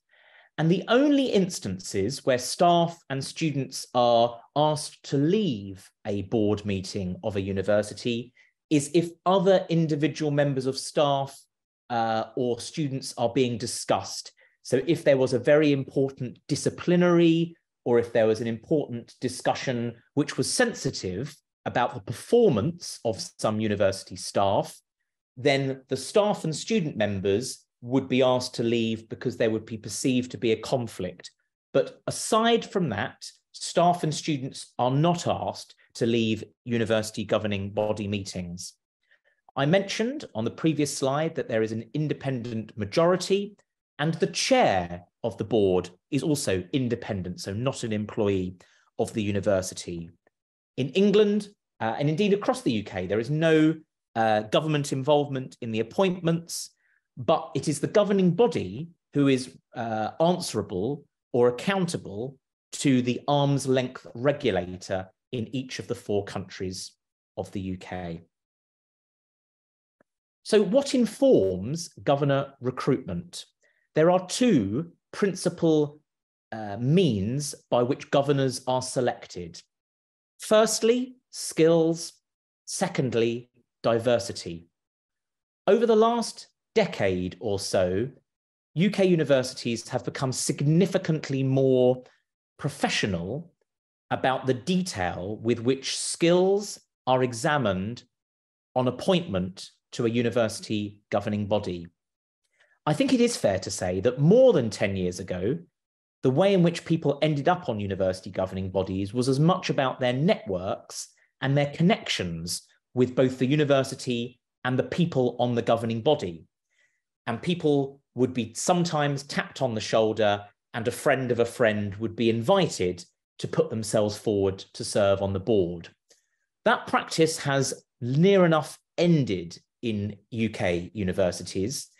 And when a vacancy arises on a UK university board, there is usually a public advert and a recruitment process, which will involve an application with a covering letter, with a CV, with interviews, and that appointment being ratified by both the nominations committee and the full governing body. And there is an expectation that when individuals put themselves forward, they can clearly demonstrate how their skills can contribute to the skills required on the governing body. Now, as you will know, universities are highly complex, quite varied organizations. And so the skills required on the governing body are also very varied. Financial expertise, legal expertise, marketing, digital, academic, research, government relations. These are all examples of skill areas which are required or of interest to a university. As well as the skills which governors need to demonstrate in order to be appointed, there is an acknowledgement and a marking of the diversity of UK university boards as well. I would say this doesn't dictate who ends up on a governing body, but on an annual basis, most UK universities will undertake a stocktake on a number of key characteristics. How many male and female governors are there? How many, what is the age range? What is the reflection of disability? Are there any ethnic mix on the governing body? And most UK universities will actively strive for some degree of balance. That isn't to say it needs to be perfectly representative of the student population or of the UK population, but it does need to have a good acknowledgement such that it is appropriately diverse. And some universities that may be short on women or short on ethnic minority candidates will particularly look, for instance, to try and focus their recruitment on those categories if they have a gap in that area.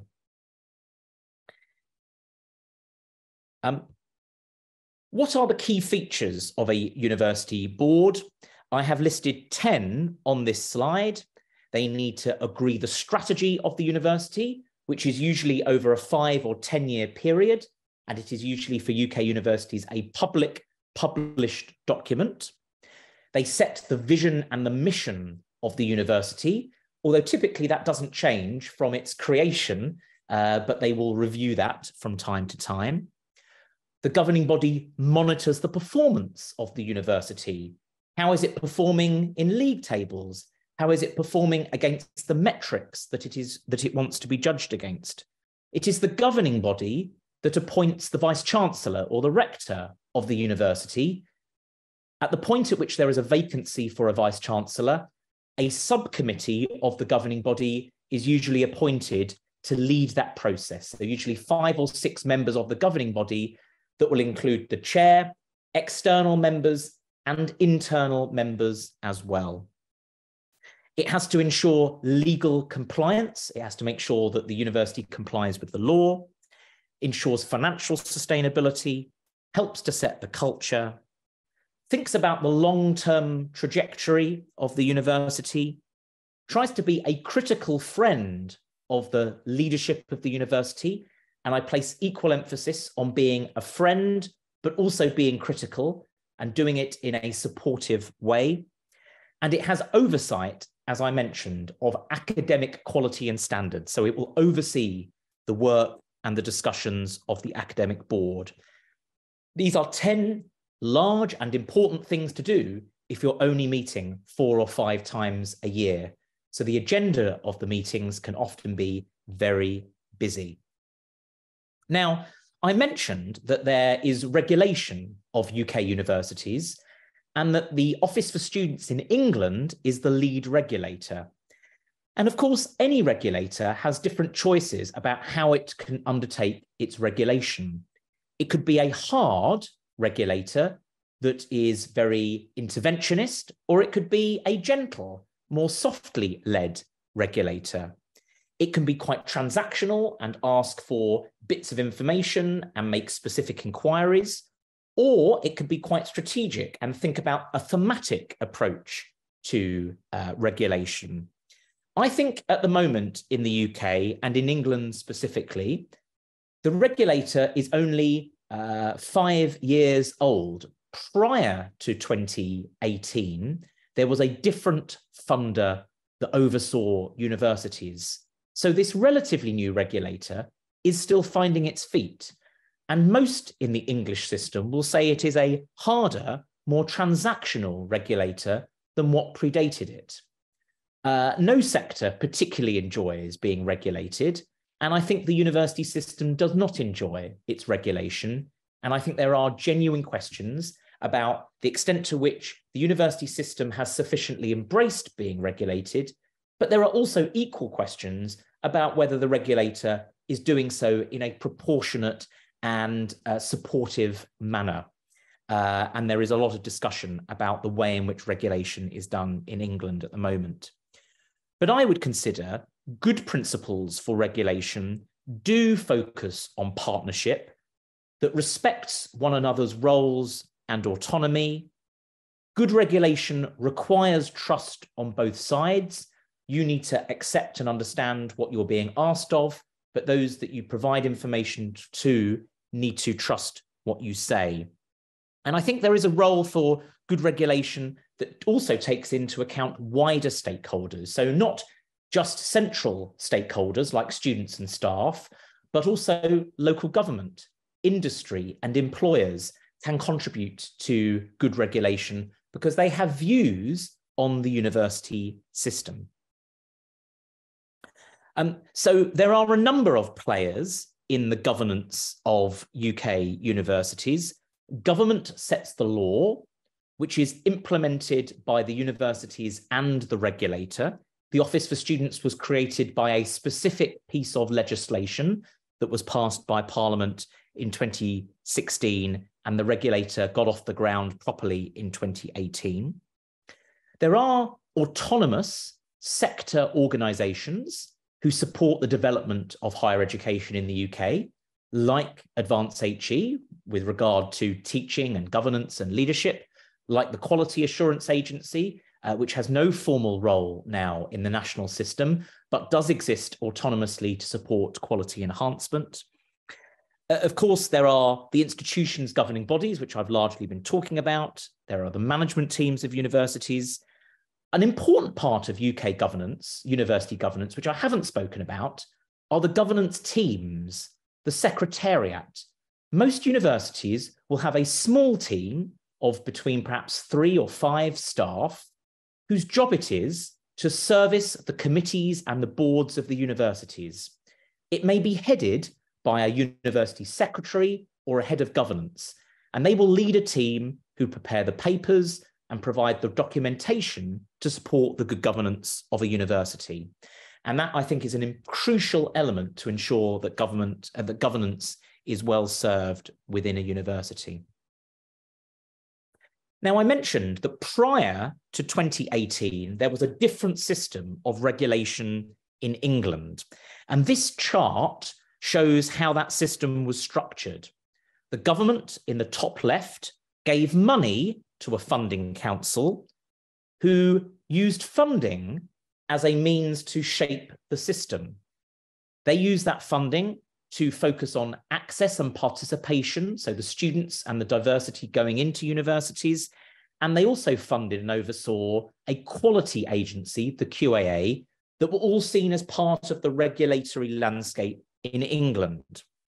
And then there was the advancement body, Advance HE, there were the individual universities, their governing bodies, and then there were also representative groups for the university vice-chancellors, for the chairs, who have a representative group, the chairs of governing bodies, and there is also a national body of students. I mentioned I was the president of NUS. So that was the system for how things looked prior to 2018. Since 2018 in England, there has been a slightly different system. The government now funds not a funder, a regulator. The regulator has two bodies that it chooses to set up, a data body, and the data body collects data on our universities and uses that to help judge the performance of the university.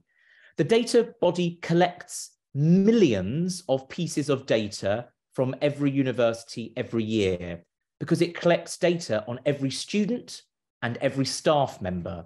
It collects data on how many programs we run, how many students are on those programs, how many students complete those programs, how many students get jobs after they have graduated from those programs, the diversity of our staff and our students, where those students have come from. There are, as I say, over 1 million individual pieces of data that is submitted from each university to the data body.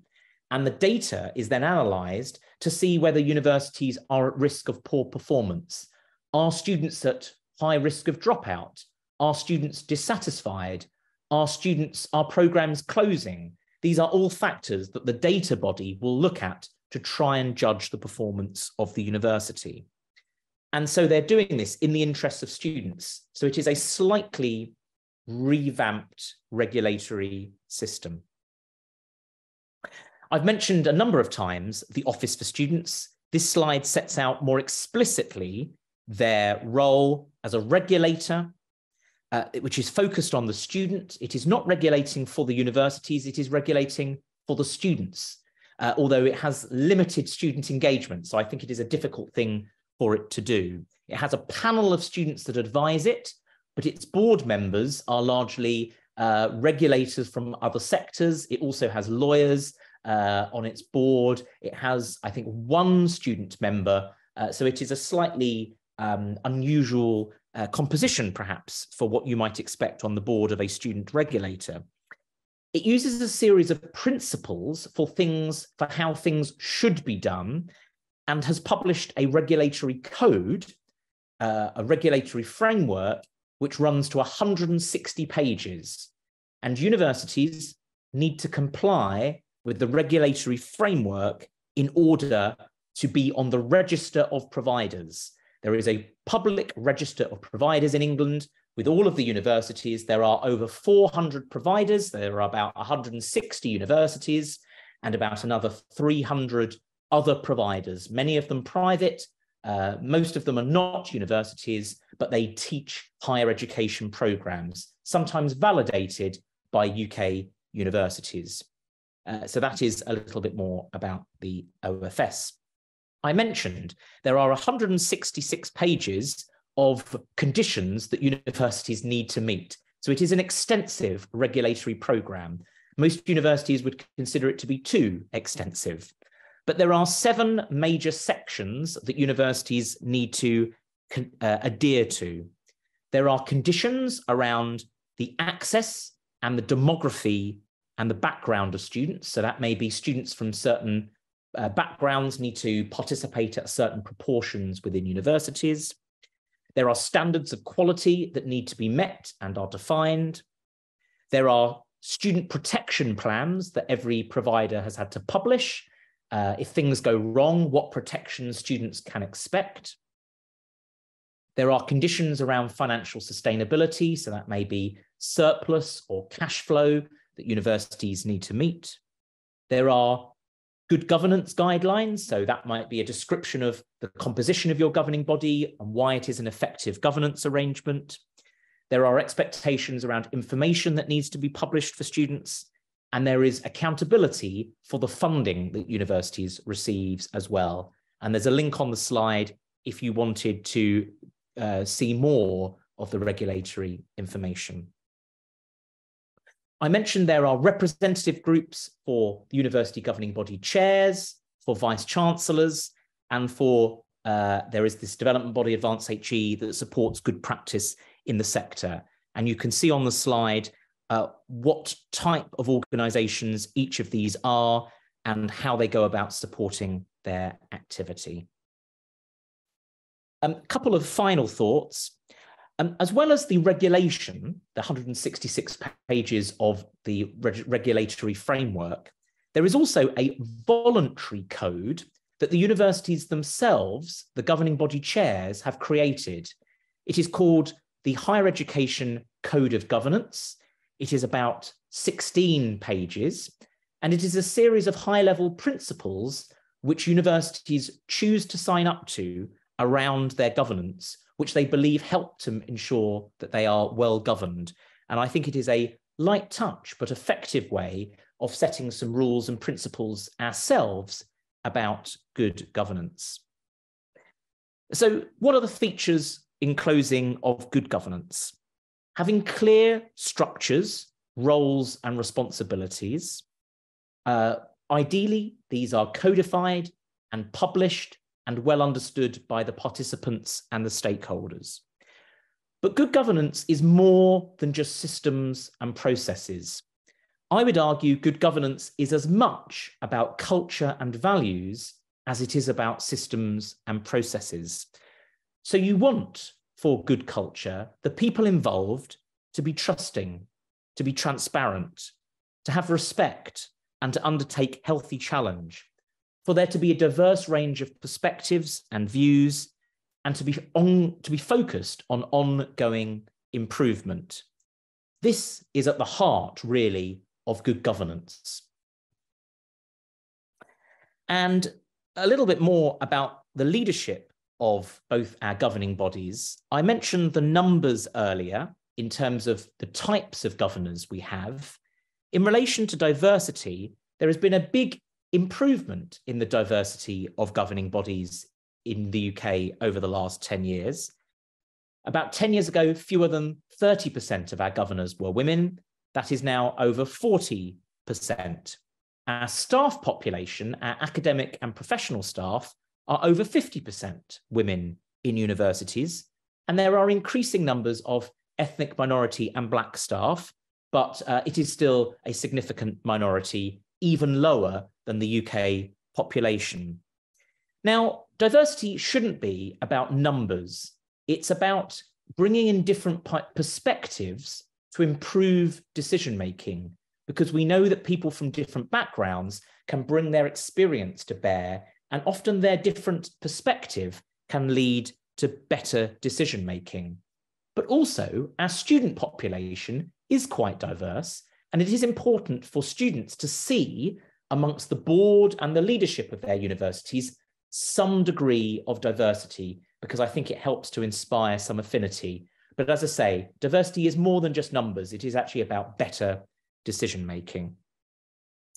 And to support good governance, Advance HE has created a framework for supporting good governance, which focuses on enablers of good governance. The enablers are things like the documentation, the paperwork, the processes, the schemes of delegation that exist within the university, the outcomes of good governance, what sorts of things should change as a consequence of a well-run university, and as I mentioned just now, a test on behaviours, culture, value, and the way in which people interact with one another, because that is crucial to good governance.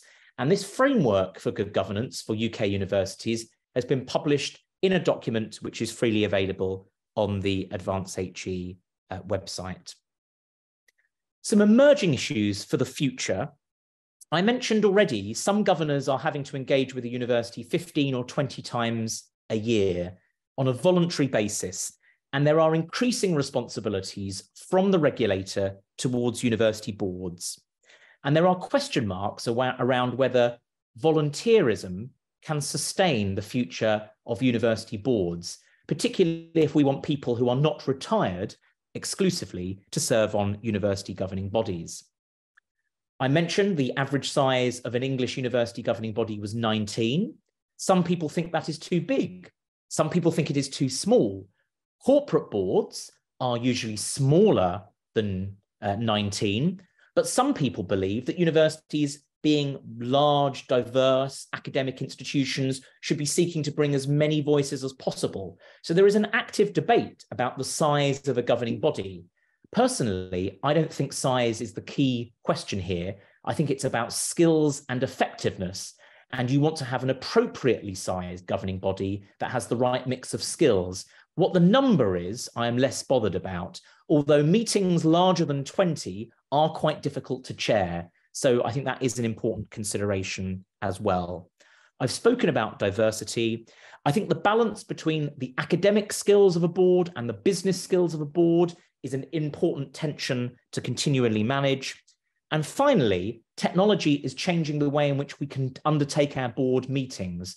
We can use Zoom and Teams so that we don't physically have to attend every meeting, and we can check in with the university at our leisure more frequently. And I think that is changing and transforming the way in which we do our governance. So to finish off with, here are some references to some reports and some information that I've referred to in my presentation. On that note, I thank you for your kind listening, and I'm very happy to take any questions or comments that you may have. Thank you very much for your time. Дякую, пане Аароне, дякую за вашу презентацію, за те, що так детально описали і зовнішнє оточення цих рад, і, власне, внутрішні процеси, і акцентували увагу на тих критеріях, які суттєві для британського досвіду, і в нас передбачена можливість задавати питання. Я звертаюся зараз до колег, які панелісти. Колеги, чи маєте ви запитання? Я бачу, що в нас є питання від учасників, але так, є Руслан. Будь ласка, пане Руслане, прошу ваше запитання, а потім я озвучу питання. Дуже дякую, пане Арон. Кожного разу дивуюся досвіду цієї демократії британської, і для нас це дуже цікаво, і ми кожного разу щось для себе беремо. Але у мене таке питання. От щодо цієї все ж таки волонтерської моделі, які мотиви, стимули щодо участі в органах врядування? Я ж так зрозумів, що це не оплачується. І у нас, наприклад, в Україні дуже часто так буває, що коли людина йде до наглядової ради, те, що ви казали, або він там є другом там якимось давнім, або, може, політичний діяч, який бізнес-діяч зацікавлений в власній репутації, іміджі. А от все ж таки у вас виходить, що я там бачив середній вік людини там більше 60 років, і вони на волонтерських засадах це здійснюють. І я, чесно кажучи, не зовсім зрозумів, а хто готує цю купу інформації? Ми думали, що там у вас інформацію взагалі ніяку до регулятора не подають, а тут вражає, що у вас все ж таки оцей ресурс адміністративний, і то ж статистику треба збирати, акумулювати, готувати рішення для органів врядування. Хто цю роботу всю виконує? І чи це також на волонтерських засадах? Дуже дякую. It's an excellent question, and really at the heart of this question of governance and how it operates in the UK. I think it's important for me to clarify that the secretariat, the governance team, these are employed by the universities. It may be a team of 3, 4, 5 staff. They produce a lot of the documentation and the papers, and they are paid salaried members of staff of the university, and they support the board. But as you say, Ruslan, the board members themselves, 99% are volunteers. So why do they do it? They principally do it, I think, because they care about the university system, or they care about an individual university. Quite a lot of them are alumni of their former university, so they have a pride or a previous relationship with them. Some of them consider it as something to give back to a region that they may have grown up in. They may have moved away, but they want to go back to their region of origin and help out the local university. Some people who are of working age do it, I think, slightly for career advancement. If you are perhaps in your 40s or your 50s and you are trying to get promoted in an industry, in engineering, or in pharmaceuticals, or in automotive, being on the board of a university is quite a prestigious thing. And I think most employers will think that it is a good thing that you've been on the board of another organization. So some people do it for career reasons, but you are right to infer in your question that perhaps around 30 to 40% of governors, maybe more, are over the age of 60, are retired, and therefore are just doing it for something to give back, to say thank you to a particular university or to a particular region where they have a relationship with. А якщо політичний діяч, якийсь представник політичної партії захоче взяти участь, його приймуть цю орган для роботи чи ні? Чи це кожен There are a small number of current serving politicians who are on the boards of universities, but actually it's often seen as quite important that they separate any of their political views from their work with the university. Interestingly, there are more members of the opposition parties in the boards of universities in the UK than there are of the governing party. And I don't know why that may be. I mentioned the government have no role in making appointments. So there are some in the UK, some Labour politicians. There is, in fact, one that chairs a university, a woman called Margaret Hodge, who was a minister about 20 years ago. She chairs the Council of Royal Holloway. But there are a good number of retired politicians, and we are seeing more and more ex-politicians joining the governing body. And I think that has advantages for universities because it gives them links into government and the opposition.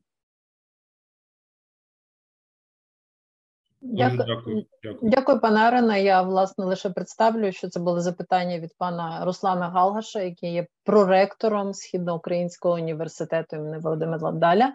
І надаю слово пані Марині Мрузі. Пані Марина, будь ласка, представтеся, прошу вас. Доброго дня, я є Мариною Мруга, представляю Міністерство освіти і науки, директорат фахової передвищої і вищої освіти, і також є членом команди експертів з реформування вищої освіти. Дуже дякую, пане Аароне, це була дійсно надзвичайно цікава презентація, і я сподіваюся, що ми всі зможемо отримати ці матеріали пізніше, але питання у мене насправді наступне. Ми на сьогоднішній день ведемо, намагаємось взагалі в країні знайти баланс між академічною автономією, регулювання, ну і купа різних ще питань, які по факту виходять зводяться до питання, що ми маємо як держава регулювати, які правила, рамки встановлювати, і один з аспектів з них, безумовно, збір даних. Я би хотіла, щоб ви просто прокоментували по відносин регулювання з боку Офісу студентів, збору даних і права університетів на автономію, тому що у нас чистенько питання зводиться до того, що все, що ми вимагаємо, зокрема збір даних, це посягання на університетську автономію. Дякую. Again, another very good question. And I think it's fair to say there is a healthy friction between what the government and the regulator require with regard data and what universities easily wish to hand over. But we have seen steadily over the last 30 years a significant increase in the amount of data that universities are required to submit. And the reason for that is that government have said that it is important that there is transparency about what goes on in universities, and data is a helpful way in order to judge that picture. Also, over the last few years, technologically, it has become easier to collect a lot of this data. When this data was originally being collected, it was often on paper forms spread across the university, and somehow there was a big task to collate it. There are now more integrated, sophisticated data systems where the information held in departments and in the registry can be centrally collated and then transferred.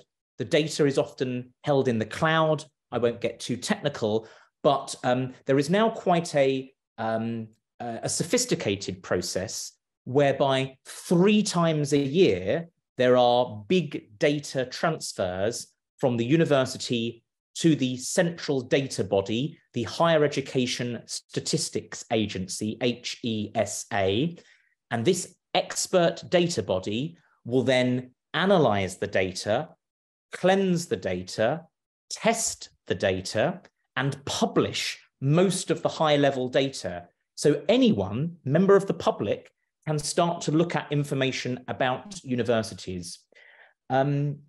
I think there is a growing acceptance from the academic community that unless something is academically sensitive, there is no reason why a university shouldn't hand over data that relates to things like the number of students, the number of students that complete, and the background of the people completing courses, etc.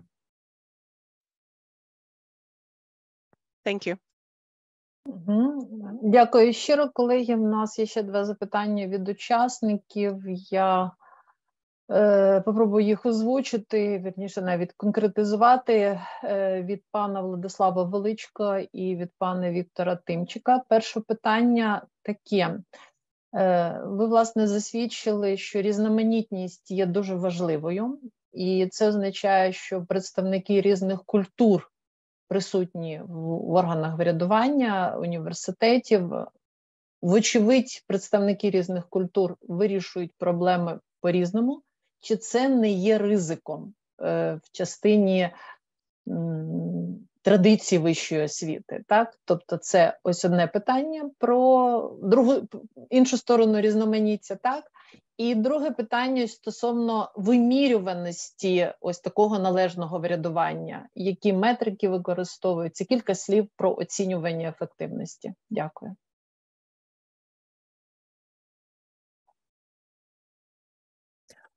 On diversity, I would say that UK universities have such strong traditions that the diverse perspectives can challenge those traditions, but very rarely change them so dramatically. The diversity sometimes will test in a modern environment whether those traditions are still appropriate, but rarely completely overturn them. So it's a healthy dynamic. And if the traditions are the right traditions and the diversity can challenge them, if they are still the right things to do, then we will continue to do them. But I think one good example would be in the UK universities, Black students were getting grades about 10% lower than white students consistently for decades. There are more Black people in authority in universities, and they have raised that question. And I think it has meant that universities have focused on why the gap exists more prominently now, and the gap has started to narrow. And I think that's been a positive sign, not because academic standards have dropped, but probably because Black students have had better support, as an example. Can governance be managed? It's a great question. Often governance is only tested when things go wrong. When governance is good, you often don't know that governance is good because things run appropriately. It's often when things are difficult, you then find you should have done things differently. So my big test of whether governance can be managed is whether there are any governance failures. Does a university go bankrupt or face a big public challenge? And at the one level, I would say no UK university has gone bankrupt, but there have been, to be clear, some UK universities have faced some governance challenges. They have been on the front pages of newspapers for decisions that they have taken. But the other thing I think is important to test good governance is to ask the views of students and staff and of the governors themselves. Do you think your university is well run? And if you ask that question as part of a survey, maybe once a year or once every 2 years, if you have high degrees of confidence from your students and your staff, I think that is one way of suggesting whether you can measure good governance in your university. Дякуємо, Ароне. Дякуємо всім за прекрасні запитання, прекрасні відповіді. Учасники також в чаті пишуть вам вдячність за прекрасну презентацію. Будемо продовжувати вивчати досвід і ділитися нашими напрацюваннями. А ми, власне, маємо зараз перейти до другої частини цієї сесії. І я хочу запросити до слова пана Михайла Винницького, віце-президента з науково-навчальних студій Національного університету Києво-Могилянська академія і члена національної команди експертів. І от пану Михайлу стояло таке завдання зробити рефлексію в частині українського досвіду врядування в університетах і озвучити ті виклики, наскільки релевантний досвід європейський нам і, власне, про що варто говорити в нашому випадку. Пане Михайле, будь ласка, вам мікрофон. Дякую, пані Світлано. Я хочу, по-перше, подякувати. Насправді, там було одне ще питання, яке прозвучало в чаті.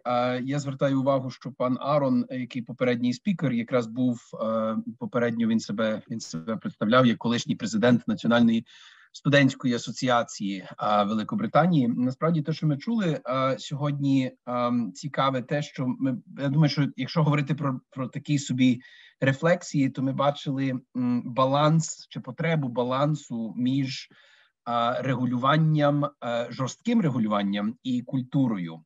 І я звертаю увагу на документ, який нам має бути достатньо, мені здається, знайомий в українських реаліях. Ми його називаємо «Умови ліцензування». В Великобританії це 166 сторінок. Так що для тих, хто вважає, що в нас воно зарегульоване, і що умови ліцензування в нас надто складні, звертаю увагу, що культура Британії, яка насправді базується на волонтерській моделі, на неєрархічності, на репутаційному підході, це все, що ми сьогодні почули, насправді так само і тяжіє до певного регулювання так само. Але мені здається, що цей баланс дуже гарно зловлений є якраз в такому документі, який вони називають Code of Governance, а я його перекладу як Кодекс врядування.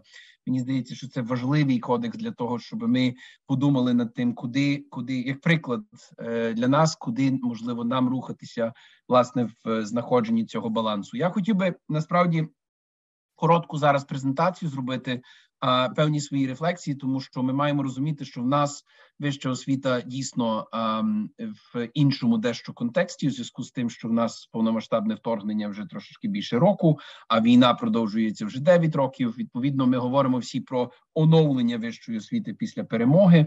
І один з елементів, власне, буде формування нових структур врядування, в тому числі, і збільшення нашої автономії, закладів і так далі.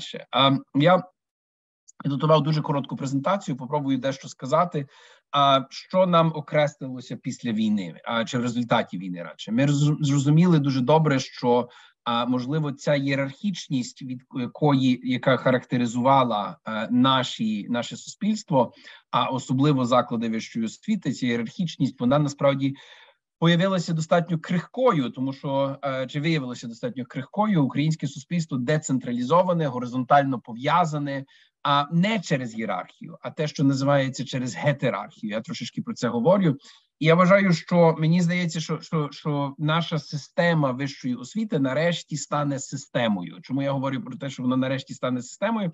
Тому що система – це множина взаємопов'язаних елементів, що взаємодіє між собою. А на жаль, ми маємо відносно на сьогоднішній день мало мобільності внутрішньої, мали дотепер.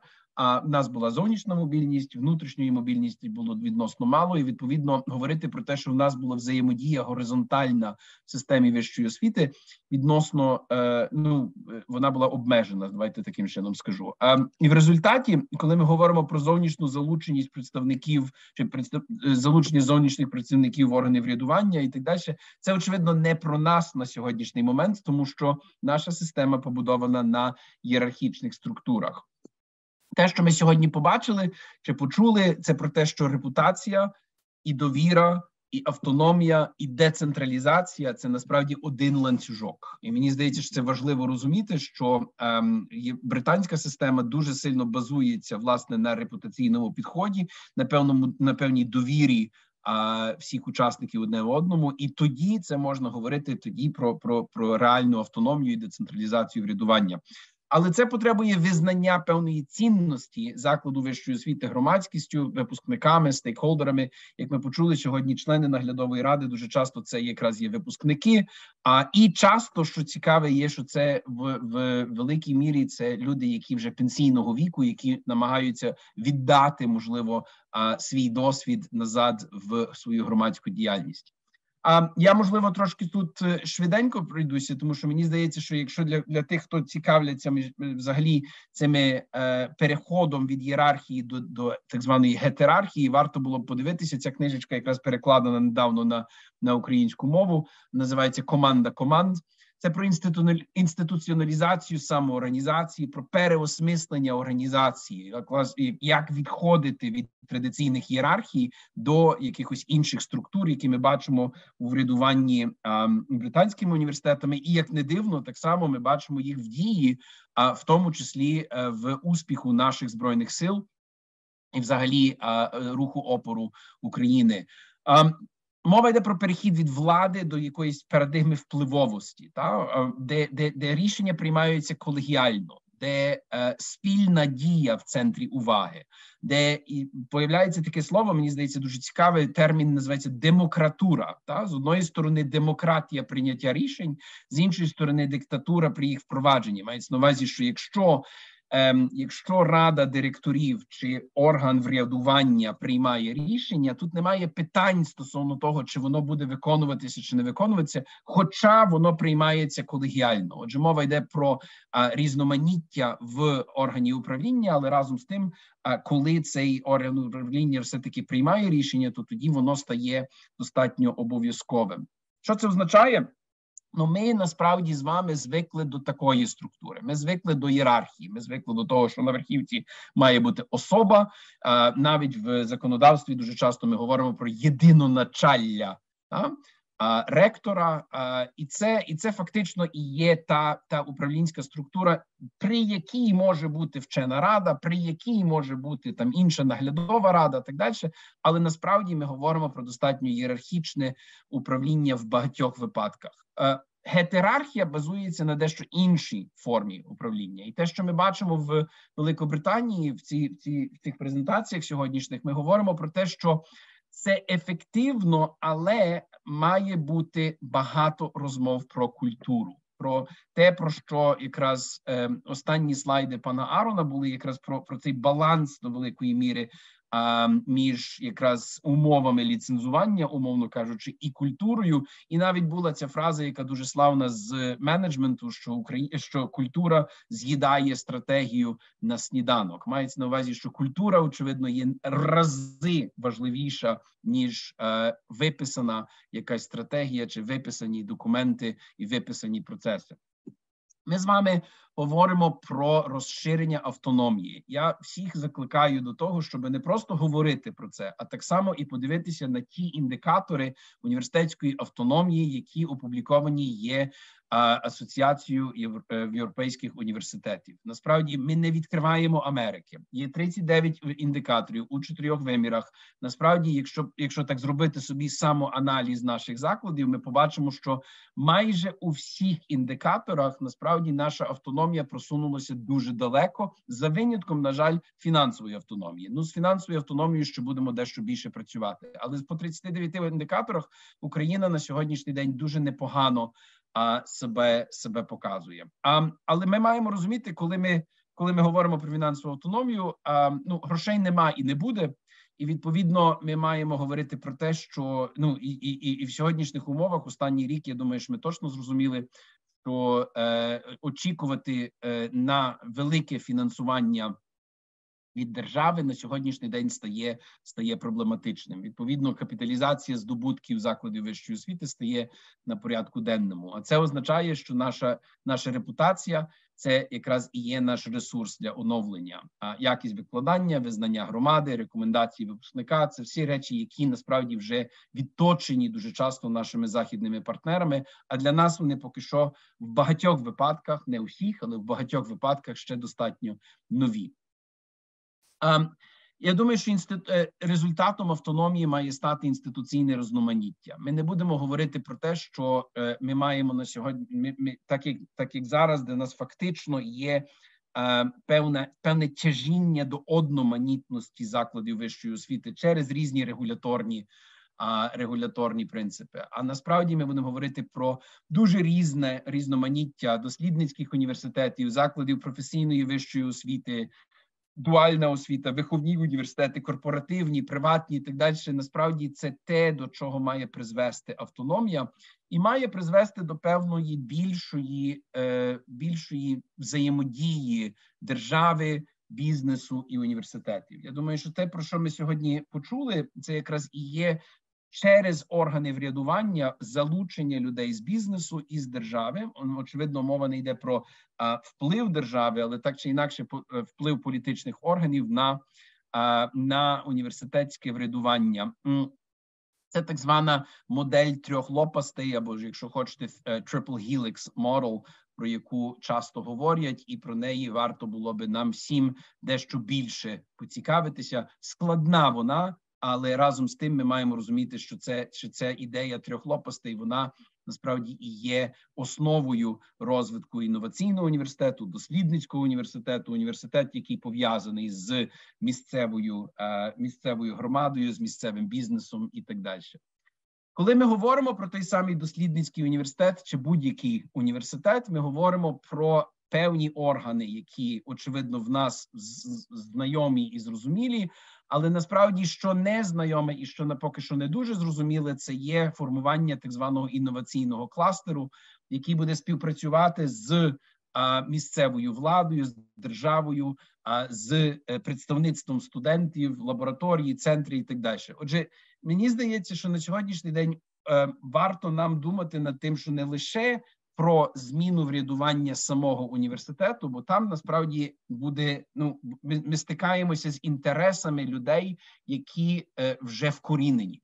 Коли ми говоримо про формування нових органів, коли ми говоримо про формування, наприклад, інноваційних кластерів разом з регіональними гравцями, це, можливо, нам може стати трошечки легше. Разом з тим, колегіальні рішення по тих всіх питаннях, про які Арон сьогодні говорив, надзвичайно важливі. По фінансах, по аудиту, по людських ресурсах, по комерціалізації технологій. Відповідно, можливо, наш шлях не пробувати реформувати всередині. Я просто це викликаю, ставлю для дискусії цю таку тезу, якщо хочете, про те, що наш шлях не стільки в тому, щоб реформувати органи врядування всередині в університеті, а створювати органи врядування для співпраці з кластерами, в які входять наші університети або в які повинні входити наші університети. Я завершую дуже коротко про те, що коли ми говоримо про баланс між культурою і регулюванням, і, якщо хочете, елементами адміністрування, нам дуже важлива публічність. І мені здається, що це та річ, яку ми навчилися від наших британських колег, від європейських колег, чіткість комунікованої стратегії і відповіді на насправді достатньо нібито прості запитання. Що цінного пропонує заклад? Навіщо це важливе? Для кого працюємо і з ким ми працюємо? І публічна діяльність, залученість нашої громади, оцінка викладання, комерціалізація і студентської активності. Якщо університет – це спільнота чи середовище для життя, це вже не про навчання. Якщо ми говоримо виключно про заклад освіти як про навчальний заклад, ми вже програли. І мені здається, що це є один з таких, якщо хочете, посилів наших сьогоднішніх презентацій. З чим на чому я завершу і подякую вам за увагу. Якщо і будуть, я підозрюю, що будуть запитання, з приємністю спробую відповісти. Дякую, пане Михайле. Дякую за таку лаконічну, але дуже, як на мене, глибоку і цінну презентацію. І в нас є запитання. Пане Руслане, будь ласка. Пане Михайле, дуже дякую. Повірте, кожне слово в яблучко. Про це говорять дуже багато. І ми в проєкті зі Світланою, і з іншими колегами. Я впевнений, що багато людей в Україні розуміють все це, що ви говорите, правильно. Але у мене питання таке, чому на стадії реалізації все це, де воно там тіряється і пропадає. От. Дивіться, знаєте, що я скажу рефлексію певну, якщо дозволите. Я вже рік як не керівник секретаріату Національного агентства і знаю, що дуже багато є критики стосовно того, що скажімо так, що перетворився процес акредитації. Так що дозвольте, я на ваше запитання відповім через цей приклад. Мені здається, що він буде достатньо якраз таким, ілюстративним для того, що ви маєте на увазі. Чому речі відстаються так, як стаються на етапі реалізації? На етапі, коли запускалося Національне агентство, дуже багато говорилося про консультативну оцінку, про те, що Національне агентство має бути консультантом для закладів вищої освіти, які прагнуть покращення і так далі. А зараз критика йде, що забагато паперів, забагато різного роду там бюрократії і так далі. А чому так сталося? А сталося через те, що не втримано баланс між культурою і регулюванням. Те, про що сьогодні говорив Арон. Мені здається, що це надзвичайно важко втримувати цей баланс. І ми бачимо, що це тертя, про яке говорив Арон, воно існує так само і в Великобританії. А що з одної сторони регулятор вважає, що важливо встановити певні правила. І насправді ці правила встановлюються на запит самих закладів вищої освіти також. Тому що заклад вищої освіти має таке бажання, я це називаю культура відчепності. Та? От відчепіться від мене. Та? От я виконав те, що написано, от відчепіться. І ця культура відчепності, вона є козиром, який перекриває реальну культуру якості. І це велика проблема.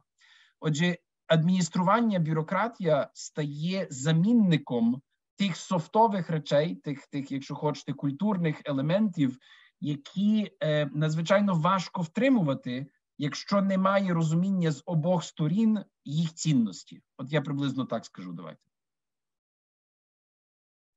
Дякую, дуже дякую. Дякую, Михайло. Колеги, чи є ще запитання в наших панелістів?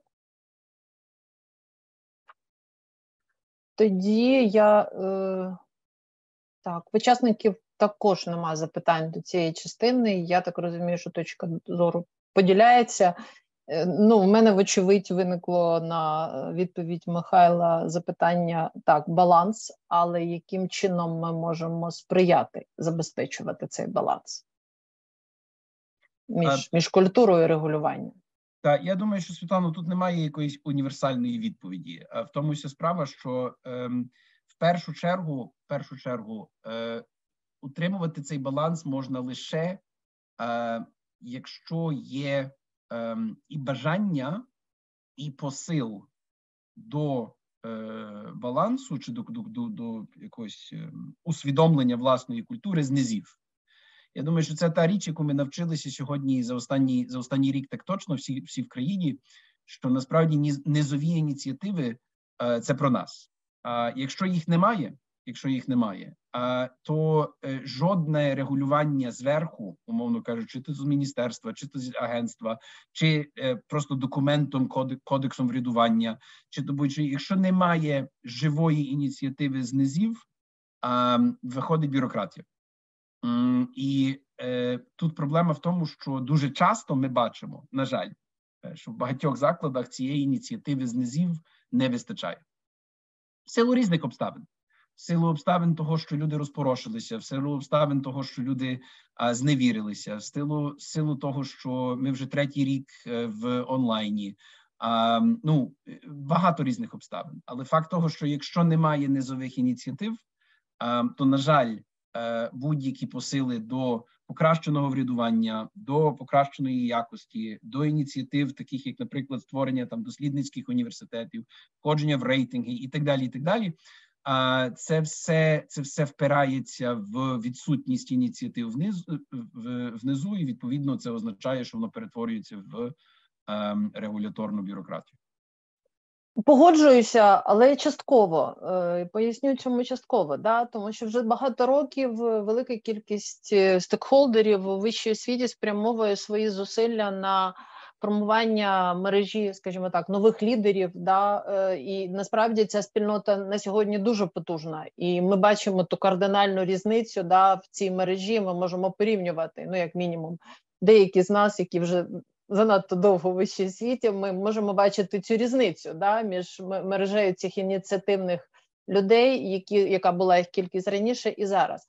І тому в цій частині все-таки мережа, як на мене, достатньо потужно вже сьогодні сформована.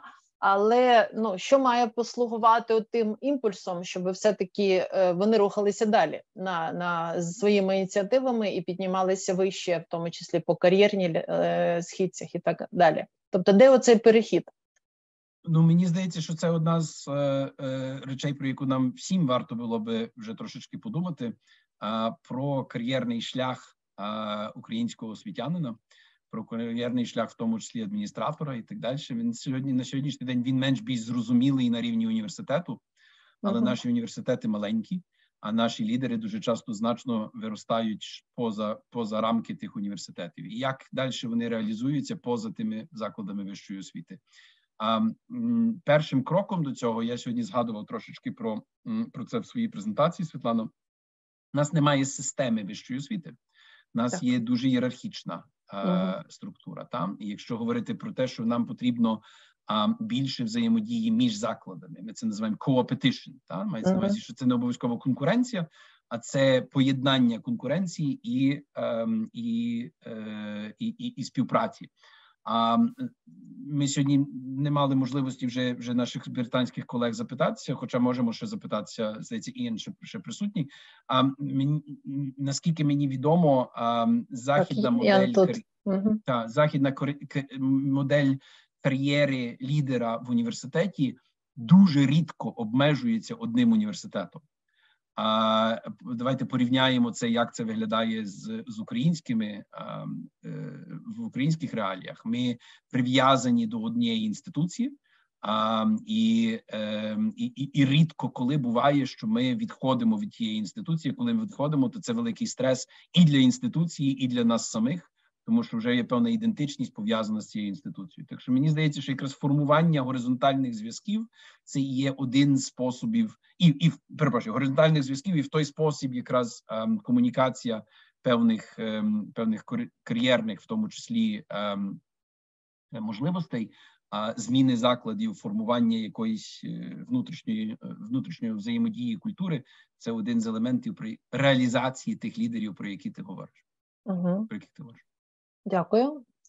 Я так не впевнена, що нас чує. Це один з очільників Advanced, тому, напевно, будемо рухатися далі. Михайло, дякую щиро за участь і за, власне, цікаве продовження розмови по врядуванню. Вочевидь, за озвучені виклики для нас і, вочевидь, розмову треба продовжувати, скажімо так, в цій частині. Дякую. Колеги, ми, власне, підходимо до завершення. Я дійсно побачила, що ми не відповіли на одне запитання, і дякую, Михайло, що він про це сказав. Пані Олена Гулько запитала про студентське національне об'єднання в Британії. Так, воно є, воно називається National Union of Students UK, і, власне, пан Арон Портер в свій час був президентом цього національної спілки студентів, і вона достатньо ефективно функціонує. Колеги, ми підходимо до фінальної частини. Я маю ще виконати кілька опцій, про які ми фактично заявляли в програмі. І дуже коротко про таку рефлексію на рівні підсумків. Я нагадаю, що ми піднімали кілька ключових запитань і починали з формування змін, розуміння змін в системі вищої освіти в цілому. І було презентовано досвід, і в цій частині, можливо, варто підкреслити, що ось такі аналітичні дослідження, вони дуже важливі сьогодні. Їх важливо оприлюднювати, обговорювати, і не менш важливіше брати їх до уваги при прийнятті управлінських рішень для того, щоб забезпечувати те, що називається evidence-based, забезпечувати прозорість і, на моє глибоке переконання, забезпечувати довіру як підґрунтя для будь-якої реформи.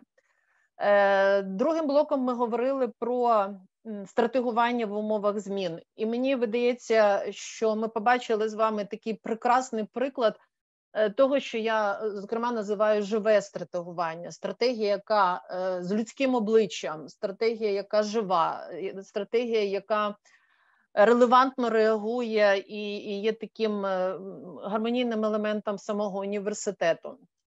І, як уже запитували, всі презентації ми викладемо на сайті проєкту. Я рекомендую дивитися не тільки на український переклад, хоча ми намагалися дуже охайно робити цей переклад і вивіряти терміни, а також звернути увагу ще на англомовні версії, вони не менш цікаві в частині термінів, які використовують.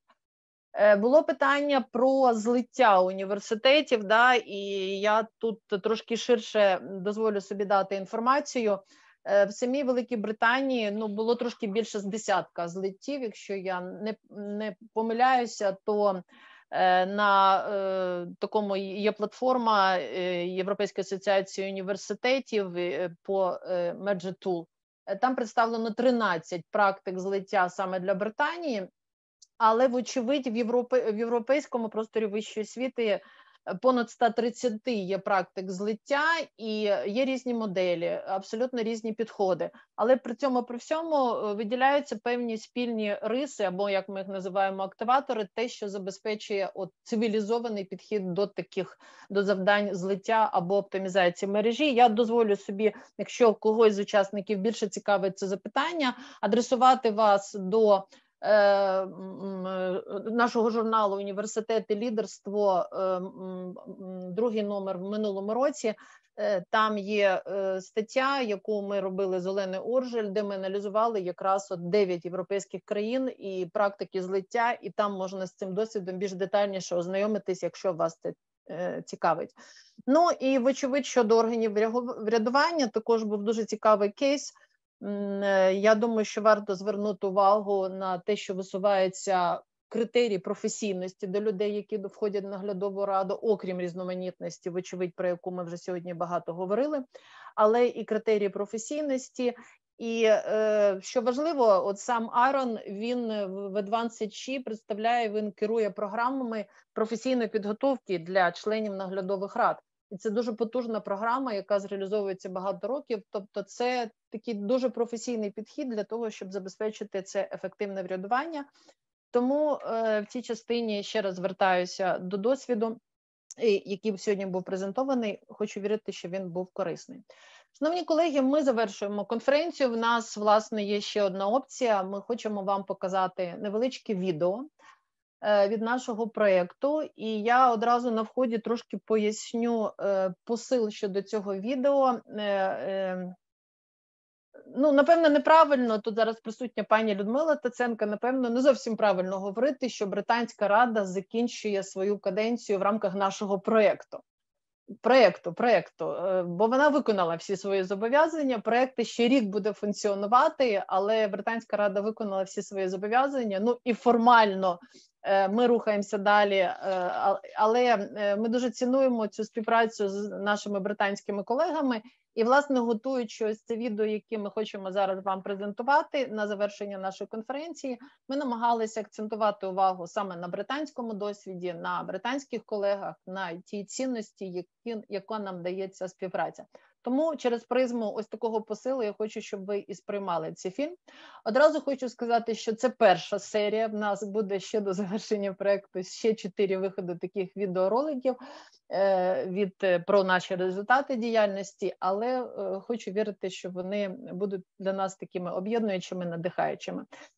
Це, власне, буде завершення нашої конференції. Я всім хочу щиро подякувати і організаторам, і спікерам, і національній команді експертів, і нашим всім організаціям, які долучилися, нашим партнерам, з нашим учасникам, які були дуже активні, задавали питання, і, звичайно, колегам, які забезпечували технічну підтримку. Вона сьогодні не була простою, одразу скажу, було кілька таких форс-мажорних обставин, але ми гідно вийшли, і особливо подяка завжди нашим перекладачам, які з нами працюють, пані Наталя, пані Ганна, прекрасний переклад на сьогодні. Так, я погоджуюсь, пане Юрію, ми їм аплодуємо, тим більше в тих складних термінах, в якими ми з вами працювали, і я вважаю, що був дуже якісний підхід. Тому всім велика дяка, слідкуйте за нами, з нашими наступними заходами, а я, з вашого дозволу, всім низько вклоняюся і запускаю наше відео на завершення. Університет – це не стіни, університет – це люди, і університет – це інформація. Я Ольга Боркуян, ректор Східноукраїнського національного університету імені Володимира Даля. У 2014 році, внаслідок агресії Російської Федерації, університет був вимушений переміститися з Луганська до міста Сєвєродонецьк. У 2022 році університет знову був вимушений переміститися. Ми знаходимося вже в місті Київ. Клименко Микола, ректор Маріупольського державного університету. Після фактичної руйнації міста Маріуполя ми вирішили, що будемо працювати і відновлюватись в столиці України Києві. Ми стабілізували роботу університету, і сьогодні наступний етап – це наша стратегія прориву. В цьому нам допомагає експертиза Британської Ради.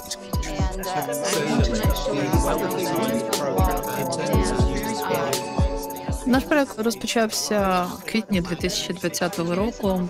Війна змінила формат реалізації проекту, але цілі не змінилися. Це розвиток інституційної спроможності переміщених університетів, розбудова їх інфраструктури, розвиток їх людського потенціалу і посилення впливу цих університетів на регіональний розвиток Луганської і Донецької області, а також локальних спільнот. Ми активно співпрацювали з Британською національною агенцією Advanced в частині тренінгів, в частині консультаційної допомоги. We offer a range of services, support, projects, research and training. We have over 400 member institutions, which includes almost all of the higher education providers in the UK. And therefore we have insight about what works in practice in many different types of higher education settings. It's a very unique situation in Ukraine at the moment, particularly with the Russian invasion recently, but also for these universities in particular having been displaced back in 2014 in the programme. They weren't just looking at what was happening right now and how they deal with delivering education in the current situation, but also what the future would look like for their institutions, and looking at cases from different parts of the world about how institutions have changed their strategies and approaches to meet different and emerging needs. Саме ця експертиза виховала серйозну генерацію нових лідерів українських університетів. Ми мали дуже крутий блок, свячений саме лідерству, формуванню команд сьогодні для того, щоб забезпечити конкурентну спроможність. Ну і один з дуже крутих компонентів – це інтернаціоналізація, це стратегування, це управління університетом. Тобто ми розуміємо, що за інтернаціоналізацією майбутнє. Тут дуже важливий досвід саме наших британських колег, тому що йде переоцінення, переосмислення діяльності університету. Особливо я вважаю цінною це відгук студентів, які брали участь в тренінгах студентського самоврядування. Студенти відчувають більше спроможності самостійно вирішувати свої питання, впливати на всі процеси в університеті. І дуже для нас важливо це тренінги для викладачів англійської мови. Ті викладачі, які брали участь в цих тренінгах, зараз проводять навчання для наших викладачів.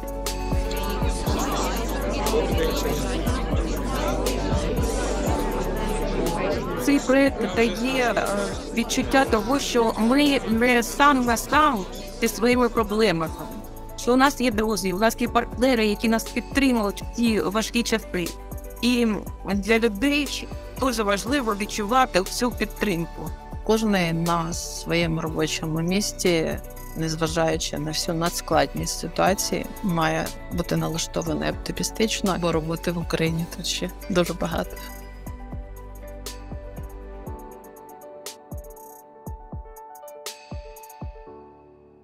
Ну, ось, власне, колеги, на цій оптимістичній ноті і пропонуємо завершити нашу конференцію. Всім дяка і до нових зустрічей. До побачення.